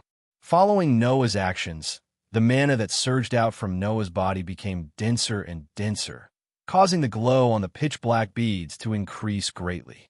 Then, the pitch-black beads began to move. Chi-chi. In the extremely soft sound of breaking through the air, the pitch-black beads seemed to have a life of their own as they circled back and forth around Noah's body. They drew a beautiful trajectory, and their speed became faster and faster. Chi-chi, chi-chi. Not long after, The entire forest riverbank was filled with the sharp sound of breaking through the air. Bang! Until a certain moment, two pitch-black beads that were circling back and forth at high speed suddenly collided with each other, making a dull sound of collision and bouncing off each other. Bang, bang, bang, bang.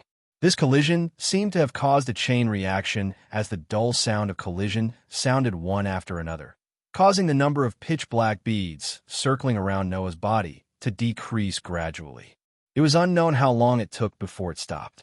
However, when it stopped, the number of pitch-black beads floating around Noah's body was only about 1/10 of what it was at the beginning. Clap, clap, clap, clap. Elisha, who had been watching from the side from the beginning to the end, applauded and praised. Your mana control is much stronger than before. It's really getting stronger and stronger. At this rate, it won't be long before you can completely control all of your mana, right? It's still early, Noah said, but the corners of his mouth couldn't help but curve up. With this level of mana control, once I use all my mana, it's still possible for me to go berserk, isn't it? But at the very least, as long as you don't use all of your mana, you won't go berserk like you did in the guild. Elisha chuckled as she folded her arms. Or rather, before you learn magic, with your current mana control, it's unlikely for your mana to go berserk. This is a good thing. Like you said, this was before I learned magic. Noah stopped smiling and sighed. In the process of learning magic, every magic shooter will increase their mana along with the improvement of their magic. My mana is already so strong that I can't completely control it. If it increases, I really can't stand it. When exactly can I start learning magic? Hearing Noah's sigh, Elisha felt strange. The strength of a magic shooter's mana was directly related to their strength. The stronger a person's mana was, the more powerful the spells they could cast would be, increasing their combat ability. The more mana a person had, the more time they could use spells, extending their combat time. Therefore, being able to increase one's mana was almost equivalent to increasing one's own strength. Therefore, the increase of mana had always been the dream of every magic shooter. It was also the main goal that every magic shooter inevitably needed to be immersed in on their path to increasing their own strength. In any case, being able to increase one's mana was definitely a good thing. Now, such a good thing coming out of Noah's mouth was like a disaster. Perhaps he was the only one in the whole world who was like this. While feeling this way in her heart, Elisha said to Noah, "The president also said that with your hard work, it's only a matter of time before you can fully control your powerful magic. Learning magic is only a matter of time. Moreover, even if you don't know magic, you're not completely powerless now, right?" Hearing this, some of the awkward feelings in Noah's heart disappeared. He couldn't help but reach out and tighten his grip on the knight's sword at his waist. The expression on his face finally looked better. Today's training will end here. Elisha looked at the sky. It's time to show up in the guild. Noah nodded indifferently and walked in the direction of the guild with Elisha. Go to hell. Hang your eyes. You're the one who's going to die. Hang your eyes. When Noah and Elisha pushed open the door of the fairy tale guild and walked into the bar, two familiar voices filled with passion and anger sounded. Then, a series of crackling sounds of something being smashed and thrown could be heard. Although they didn't see the interior of the guild clearly, Noah and Elisha almost instantly knew what happened when they heard these voices. They looked at each other and sighed. Pervert, hedgehog head, exhibitionist, stuffy bastard. Along with the extremely low level of curses in a bar on the first floor of the guild, Naz and Gray were wrestling with each other as if they had a life and death feud. Whether it was Naz or Gray, both of their faces were more or less bruised. Seeing this scene, not only did none of their companions in the guild come forward to stop the fight, they instead shouted as if they were watching a show. Even Makarov was sitting at the bar, drinking and sighing. It's so good to be young. Seeing this, Noah sighed again. Elisha understood. Elisha stepped forward expressionlessly and came to the side of Naz and Gray, who were wrestling with each other. They didn't notice Elisha approaching them. She stretched out her hand and accurately pressed Naz and Gray's heads. Stop it now. After saying that, Elisha directly pushed Naz and Gray apart. No, it wasn't just a separation. Yuwa. The overly strong force directly pushed the two boys who were around 30 kilograms away. Their necks made a gotcha sound that made one's scalp numb as they laid on the ground in pain. How about you guys stop for a day? Noah walked to Elisha's side and looked at Naz and Gray, who were lying on the ground with a headache expression on his face. You guys fight all day long, and I don't see a winner. Shut up. Naz jumped up energetically and then noticed that the person who spoke was Noah. His eyes immediately shone. Noah, let's fight it out. Elisha. Gray also jumped up. Why don't you fight me as well? After saying that, the two jumped up at the same time and pounced in the direction of Noah and Elisha, who were standing together in the middle. However, one pounced on Noah and the other pounced on Elisha. Seeing that Naz and Gray pounced on them without saying anything, Noah and Elisha's expressions collapsed. When Naz and Gray pounced on them, they raised their hands at the same time and formed a hand knife shape. They released a heavy blow that ordinary people couldn't see at the opponent's abdomen, who challenged them unilaterally. Bang! Oh! Naz and Gray, who were directly hit in the abdomen by a hand knife, had their eyes protruded out. After their bodies froze for a while, they softly fell to the ground and couldn't get up anymore. Ha ha ha! The people around them all laughed exaggeratedly. Naz and Gray were fighting and were immediately stopped by Elisha. After that, the two were unwilling to be outdone and challenged Noah and Elisha at the same time. However, they were knocked down by Noah and Elisha in one move.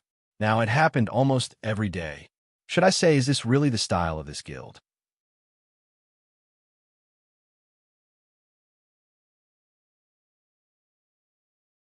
Chapter 25. On the other side, Makarov, who was sitting at the bar, looked at the scene of Naz and Gray being defeated by Noah and Elisha in one move. He paused in his action of raising the glass to his mouth, and a hint of hesitation appeared in his eyes, but it disappeared immediately. Noah, Elisha.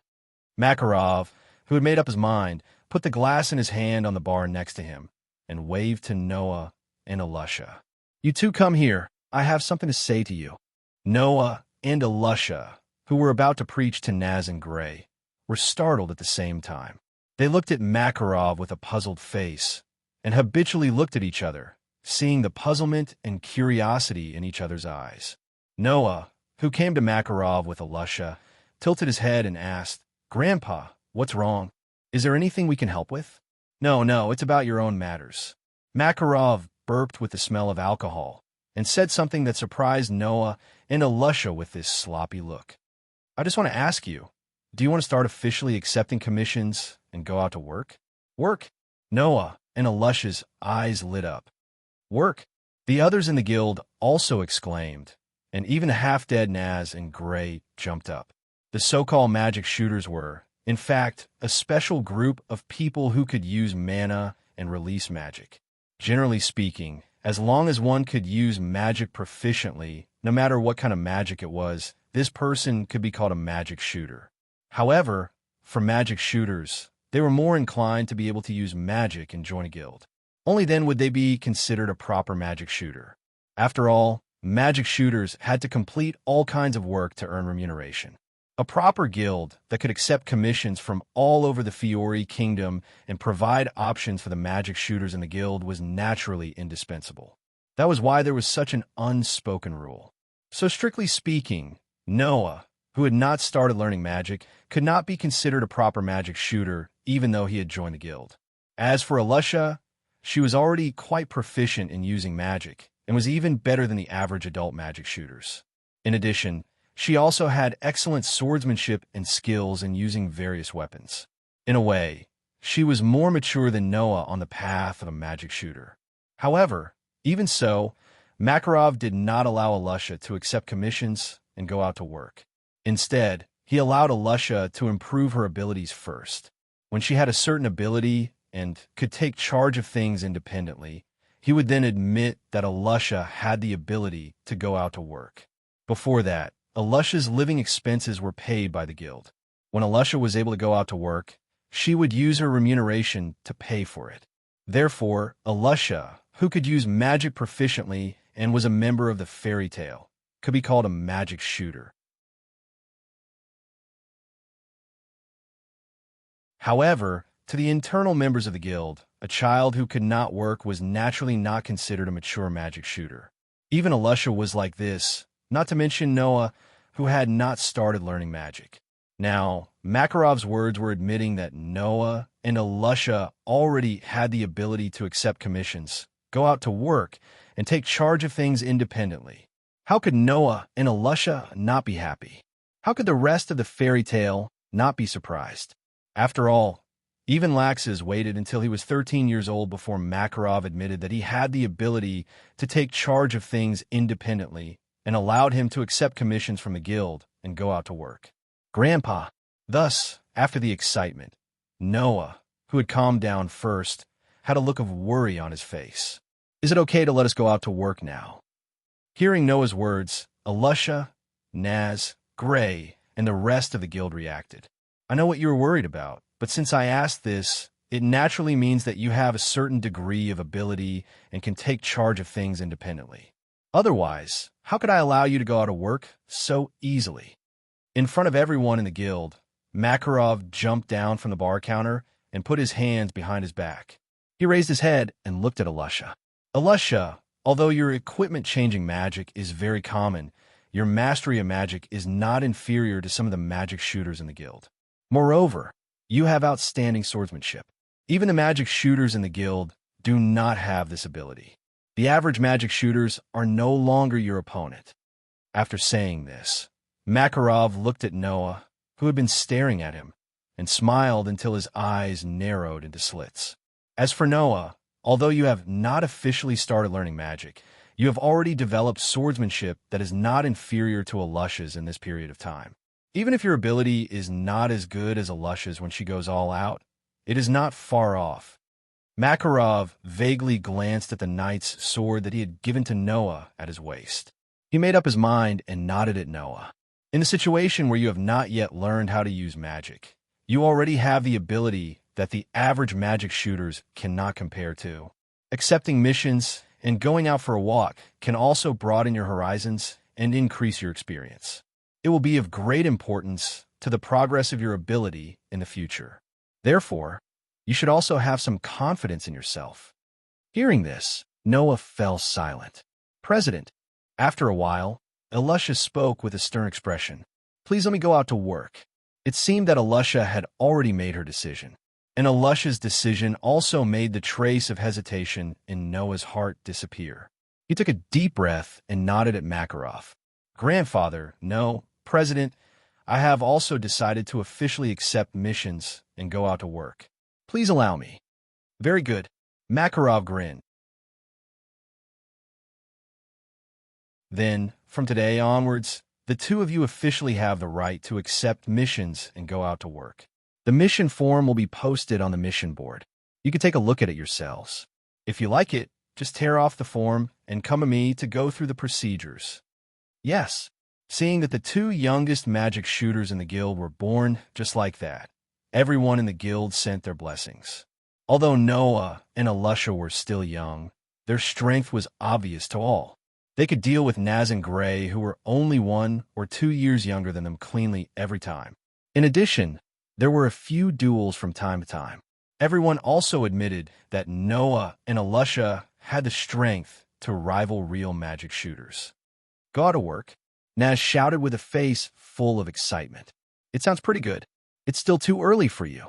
Gray's eyes were also filled with envy, but more of it was sarcasm toward Naz. If you accept the mission, I'm afraid that even the client won't care about you. What did you say? Droopy Eyes idiot. I'm talking about you. Droopy Eyes Bast *RD. In an instant, Naz and Gray, who were filled with envy and jealousy, started fighting again. Let's start with simple missions at the beginning. Makarov advised after explaining some of the necessary precautions to Noah and Alusha. After all, you're still young and inexperienced. Even if you're willing to take on high-level missions, the client won't be willing to hire you. Let's start with simple missions, preferably those that are more suitable for you. Noah and Alusha nodded one after another, which made Makarov smile. Of course, you can also choose to team up first. It's good to have a companion by your side. Team up. Noah and Alusha looked at each other at the same time, and then, as if they saw through each other's heart, they smiled tacitly. Not for the time being. Noah gave the answer directly. Grandpa, you just said that we have to familiarize ourselves with the work first, so let's do it alone for the first time. Of course, we'll start with simple. All right. Makarov didn't object. Noah and Alusha said a few words to each other and found their favorite missions.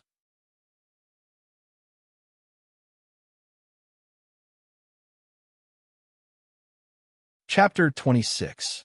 Fairy Tale was the #1 magic guide guild in the Fiori Kingdom. In terms of scale and strength, there were less than 5 guilds in the Fiori Kingdom that could compete with Fairy Tale. Naturally, Fairy Tale would receive many quests from all over the Fiori Kingdom every day, and there were all kinds of quests. Noah, who was standing in front of the quests, saw simple quests such as finding some items, chasing away thieves or hooligans, slightly difficult quests such as removing curses that require the use of magic, and even more difficult quests such as annihilating illegal magic shooter organizations and harming magical creatures, etc. Generally speaking, the harder the quest, the higher the reward. Needless to say, the more life-threatening the quest, the higher the reward would be. However, these quests were not within the scope of Noah's consideration, as he had just been able to go out to work. After discussing with Alusha, the two of them decided that the difficulty of their first quest could not be too high, and it could not be too far away. Otherwise, if they were alone, there would be all kinds of trouble. Whether there would be danger or not, there was no guarantee in terms of efficiency. Therefore, those quests that required them to go to distant places and were more dangerous, as well as those quests that required the use of magic, were all eliminated by Noah. Alusha had unknowingly torn down a list of quests and went to Makarov to receive the quest, preparing to go out to work. Noah, on the other hand, looked at the list of quests for a while before fixing his gaze on one of them. He stretched out his hand and tore down the list of quests. Have you decided? Makarov, who had been standing behind Noah, nodded his head when he saw the quest that Noah had chosen. This quest seems a little strange, but the difficulty shouldn't be too high. However, you still have to be careful. If you find that you can't solve it, or if you feel that it's dangerous, don't try to be brave and just give up the quest. You're still young. Hearing Makarov's words, Noah nodded, but his hand tightly grasped the letter of commission in his hand. His heart was slightly surging. The blue sky was boundless. The green field, full of vitality, was bottomless. In the endless green field, at the end of a walkway, an 11 or 12-year-old boy was carrying a long cloth bag on his shoulder, as if he was carrying an ankle-length backpack. He carried it on his shoulder strap with one hand and held a piece of paper with the other as he walked forward. Along the way, many people who were grazing in the green field cast curious, doubtful, and scrutinizing gazes at the young man walking on the walkway. Perhaps they were all wondering in their hearts which family's child had gone missing. In fact, along the way, Noah did encounter many kind-hearted people who came to ask if they were lost, or if they were touched by human traffickers who came out of nowhere, making Noah feel quite helpless. However, this kind of encounter ended here. At a certain moment, Noah came to a halt and looked ahead. A village. It was a village not too far from Magnolia. At least, even if Noah didn't take a car, he still walked to his destination, although it took a lot of time. Looking at the village not far in front of him, and then looking at the letter of commission in his hand, Noah once again confirmed that his destination was this village in front of him. This time the commission was issued by the village chief of this village. Generally speaking, the commissions issued by a small village like this were either to chase away some wild beasts or bandits, or to search for medicinal herbs and medicinal materials for curing diseases. There were very few commissions that were difficult or dangerous. Therefore, Noah chose to accept the commission issued by this village. Of course, Noah also confirmed the content of the commission. How to put it? He didn't know if it was difficult or not, but he didn't know if it was easy or not. Anyway, it was a little strange. With this kind of feeling, Noah was led by a villager to a house and met the village chief. The village chief was an old man, perhaps even older than Makarov. He leaned on a cane, bent over, and his white beard dragged directly to the ground. The old man first sized up Noah, then said in a long tone, "Welcome, guest from Fairy Tale." Seeing this, Noah couldn't help but look at the old man in front of him a little higher. Just now, Noah clearly saw a trace of suspicion in the old man's eyes. Obviously, the old man was puzzled that the magic shooter who came to his village to solve his village's problem was actually such a young child. But even so, the old man didn't say anything, nor did he want to confirm anything with him. First, he expressed his welcome, and didn't have the slightest bit of dissatisfaction because of his young age. Noah didn't know if the old man chose to believe in his ability to complete the mission because he was a member of Fairy Tale, or if the old man wanted to use peaceful means before resorting to force. In short, the old man didn't make things difficult for Noah at first, which made Noah feel a lot more relaxed. Although the key to activating the Ritual Lake mission was Noah, the contact, conversation, and negotiation with the client was basically done by Laxus. Because of this, strictly speaking, this was the first time Noah was working independently, and he couldn't help but feel a little nervous. The old man's actions dispelled this little bit of nervousness and made Noah's heart feel lighter, and he greeted the old man. "Hello, village chief. I'm a magic shooter from Fairy Tale, and I am here to help you solve your problem." "Thank you very much for your help." The village chief nodded his head very slowly. "Although the scale of our village isn't big, we still provide 1 or 2 inns for guests on the journey. If there is a need, we will entertain you for free. Do you need a rest first? It is indeed a little late now, and not very suitable for work. If you can let me rest for a night, I would be very grateful. But before that, I have some questions that I would like to ask the village chief." Noah held up the commission in his hand and asked with a little uncertainty in his tone. "The commission clearly states that the task is to drive away ghosts. What is this all about?" "Yes, drive away ghosts." This was the question that Noah found inconceivable. Although this was a world where magic was quite prevalent and even integrated into people's daily lives, there were also some magical creatures that could endanger people's lives. Noah had even heard Makarov say that there were demons in this world. But ghosts and whatnot, did they really exist? Perhaps they did exist, but Noah had never seen them before, so it was inevitable that he would feel some doubts. Not to mention Noah, even if it was someone else, they would probably be filled with doubts like Noah. After all, some of the ancient villages did not have as much knowledge as the residents of the towns and cities outside.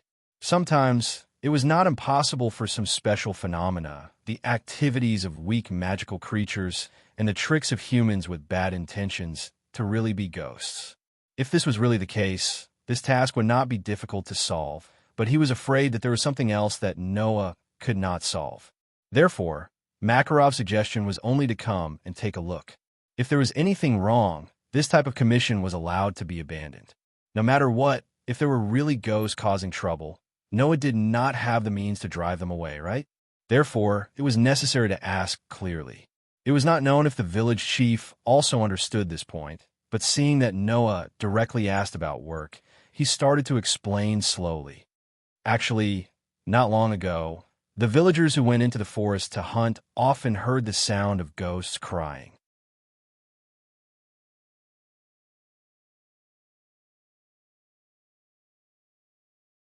Chapter 27. Actually, not too long ago, the villagers who went hunting in the forest often heard the sound of a spirit crying. With this as the starting point, the village chief began to explain.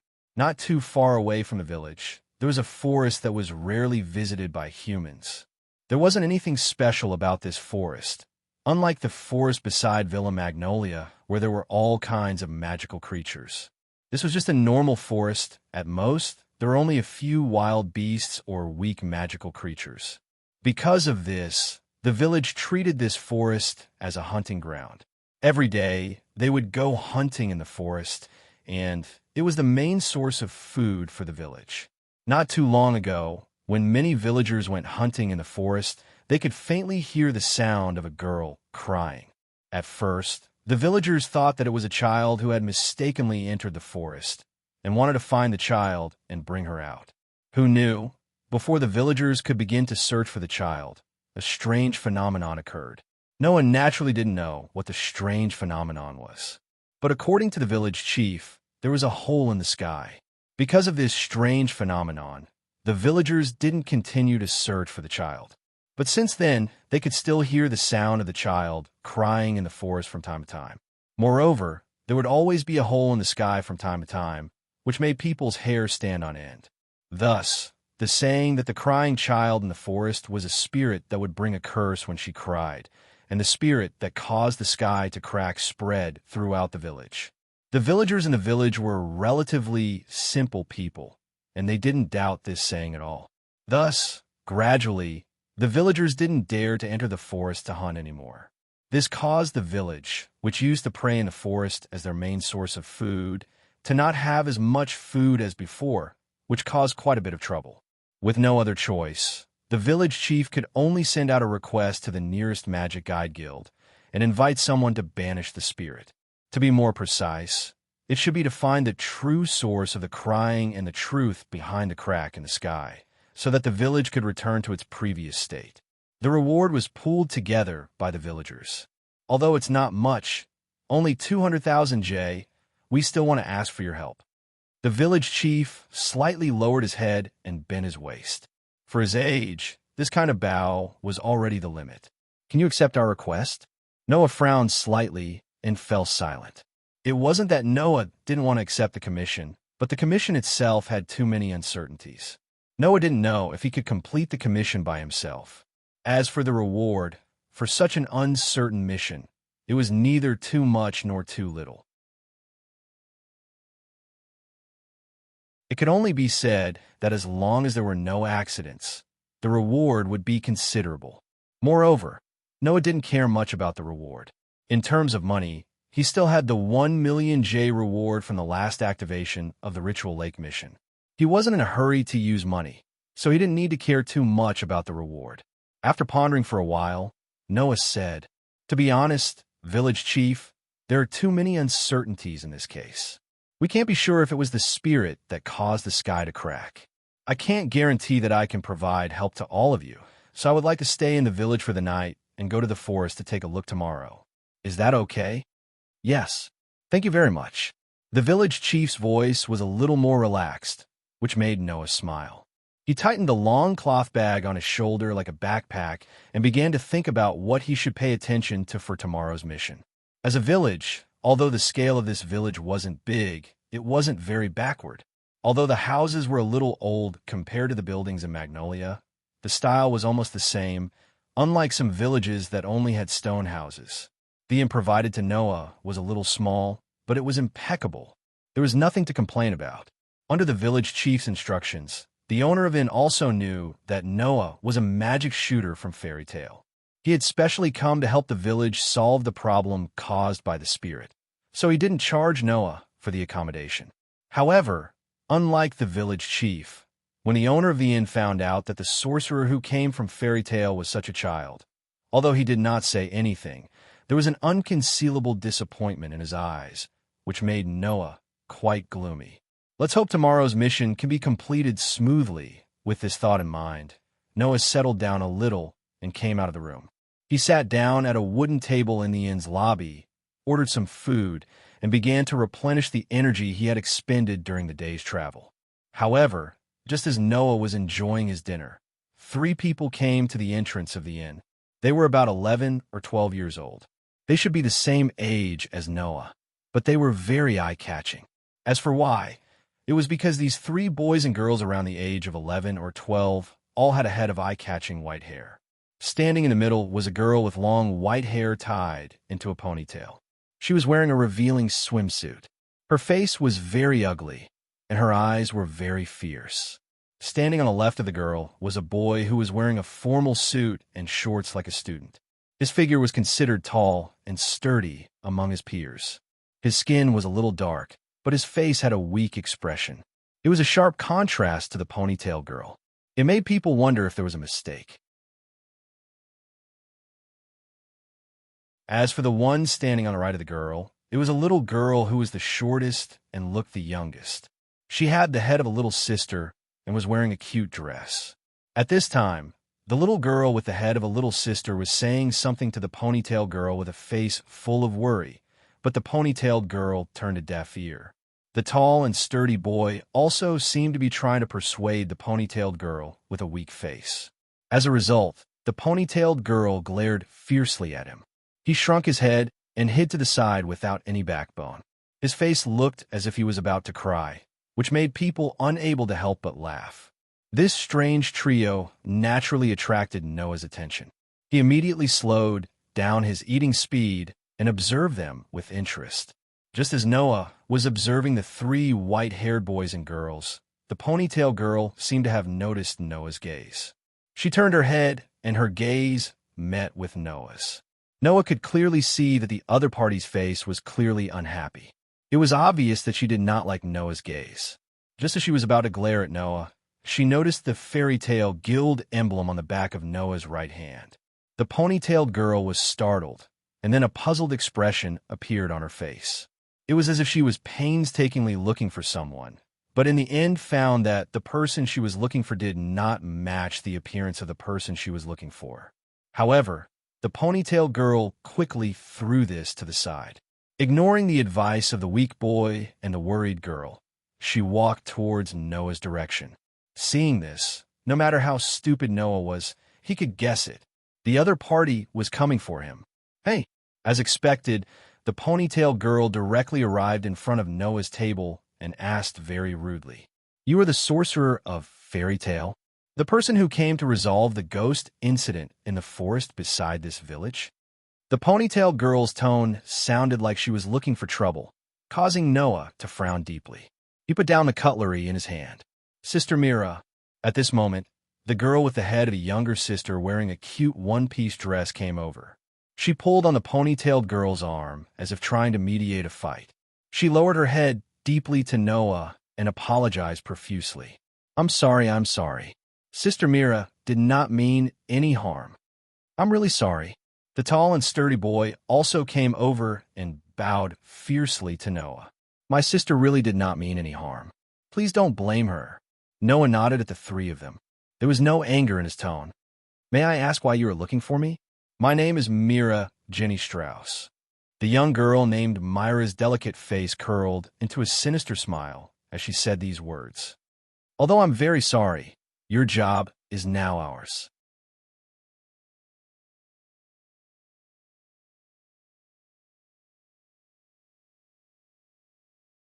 Chapter 28.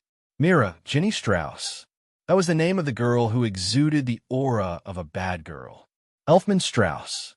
That was the name of the burly youth with a weak aura. Lisanna Strauss. That was the name of the little girl who seemed like an obedient little sister. It was easy to tell the relationship between the three just by looking at their surnames. In fact, the three of them were indeed siblings. Of course, Noah only found out about this after the fact, including Elfman and Lisanna's names. As for now, Noah was only dumbfounded. "My job belongs to you guys." Noah looked at Mira, Elfman, and Lisanna with a confused expression on his face. After a while, he opened his mouth and said, "What's the matter?" "I'm sorry, but I don't understand what you mean. Can you explain it more clearly?" "I think what I said just now has explained everything very clearly." Mira put her hands on her hips and looked down at Noah. Her delicate face was not inferior to a lush's, but it was filled with contempt that destroyed her beauty. "Moreover, looking at you, I don't think you have the ability to solve this ghost incident. So, be smart and give us the job." At this point, Myra's words were no longer as simple as being arrogant and looking for trouble. Instead, she had offended him.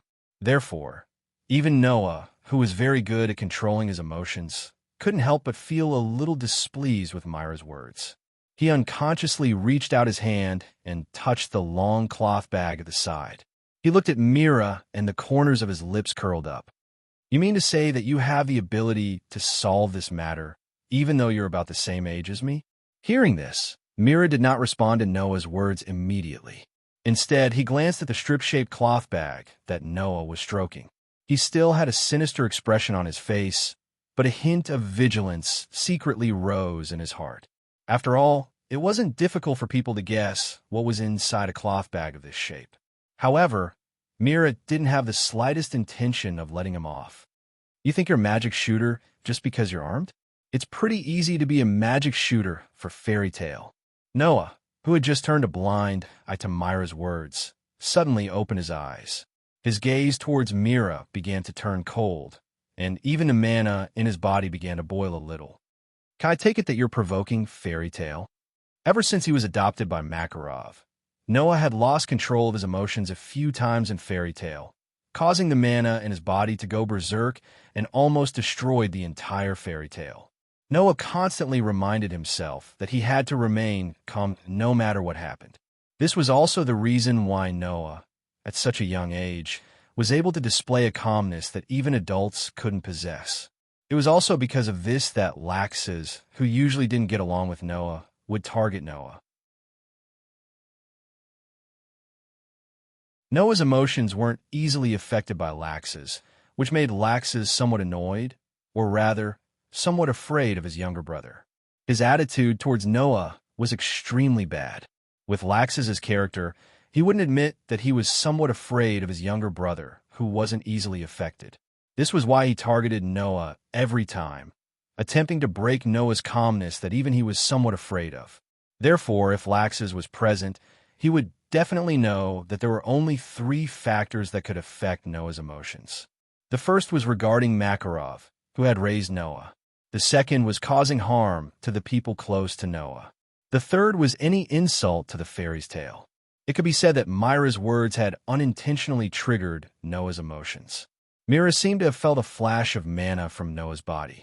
Her heart tightened, and her body stiffened slightly. Although it was only for a moment, when she felt that flash of mana from Noah's body, a sense of danger arose in her heart. Sister Mira, Lysina didn't seem to have felt anything. When she saw Noah's gaze turn cold, she hurriedly grabbed Myra's hand and lowered her head to Noah. I'm sorry. I'm really sorry. Please don't be angry, Elfman said with a nervous expression, but he still spoke up. We really don't mean any harm. They were already here looking for trouble, and they still didn't mean any harm? If it was anyone else, they would have definitely lost their cool and started fighting with the trio in front of them. Fortunately, Noah wasn't someone who acted rashly.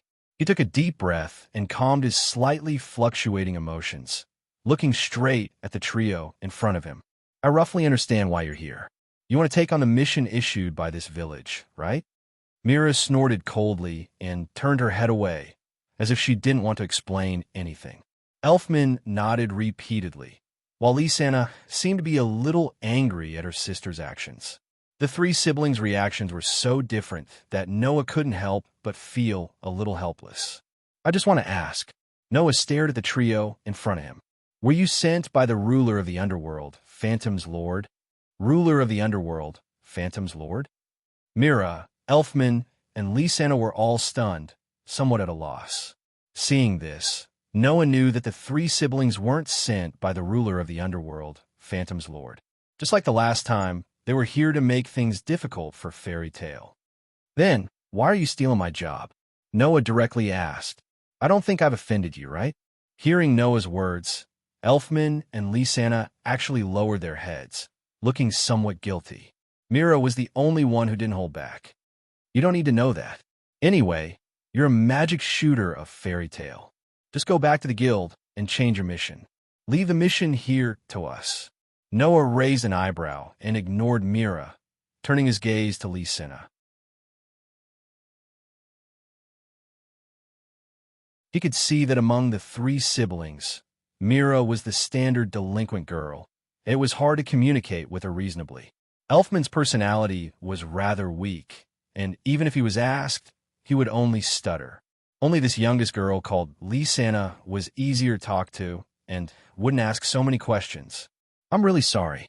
Lysana's first sentence was still an apology, and her cute face was full of regret. But we really need this mission. If possible, I hope you can give it to us. Lysana, why are you saying so much to him? Mira looked at Noah with an unkind expression. Kid, I said before that your job is ours. If you don't want to be beaten up by me and then run back home, just give up. Sister Mira. Lysana's tone was full of anger and helplessness. Obviously, she was already very hurt by her sister's bad attitude. Noah sighed, picked up the long cloth bag at the side, and stood up. Although I don't know why you're saying that you need this mission. I'm guessing that you've gone to the village chief's house and been told that I've already accepted the mission. That's why you're looking for me and hoping that I'll give up, right? After saying that, Noah put on a mischievous smile and said, Since that's the case, then try to steal my job. After saying that, without waiting for Mira and the others to say anything, Noah ran out. Don't run. Elfman and Lysana were shocked, and Mira was so agitated that she cried out, grabbing one in each hand and running out of the door. You're tuning into the Romance Rendezvous YouTube channel. We're so grateful for your support, and don't forget to subscribe to join us on this incredible journey through captivating stories. Your generosity through donations truly makes a world of difference, as it's the primary source of revenue that allows me to expand and enhance this channel for you. Thank you from the bottom of my heart for being a part of this adventure.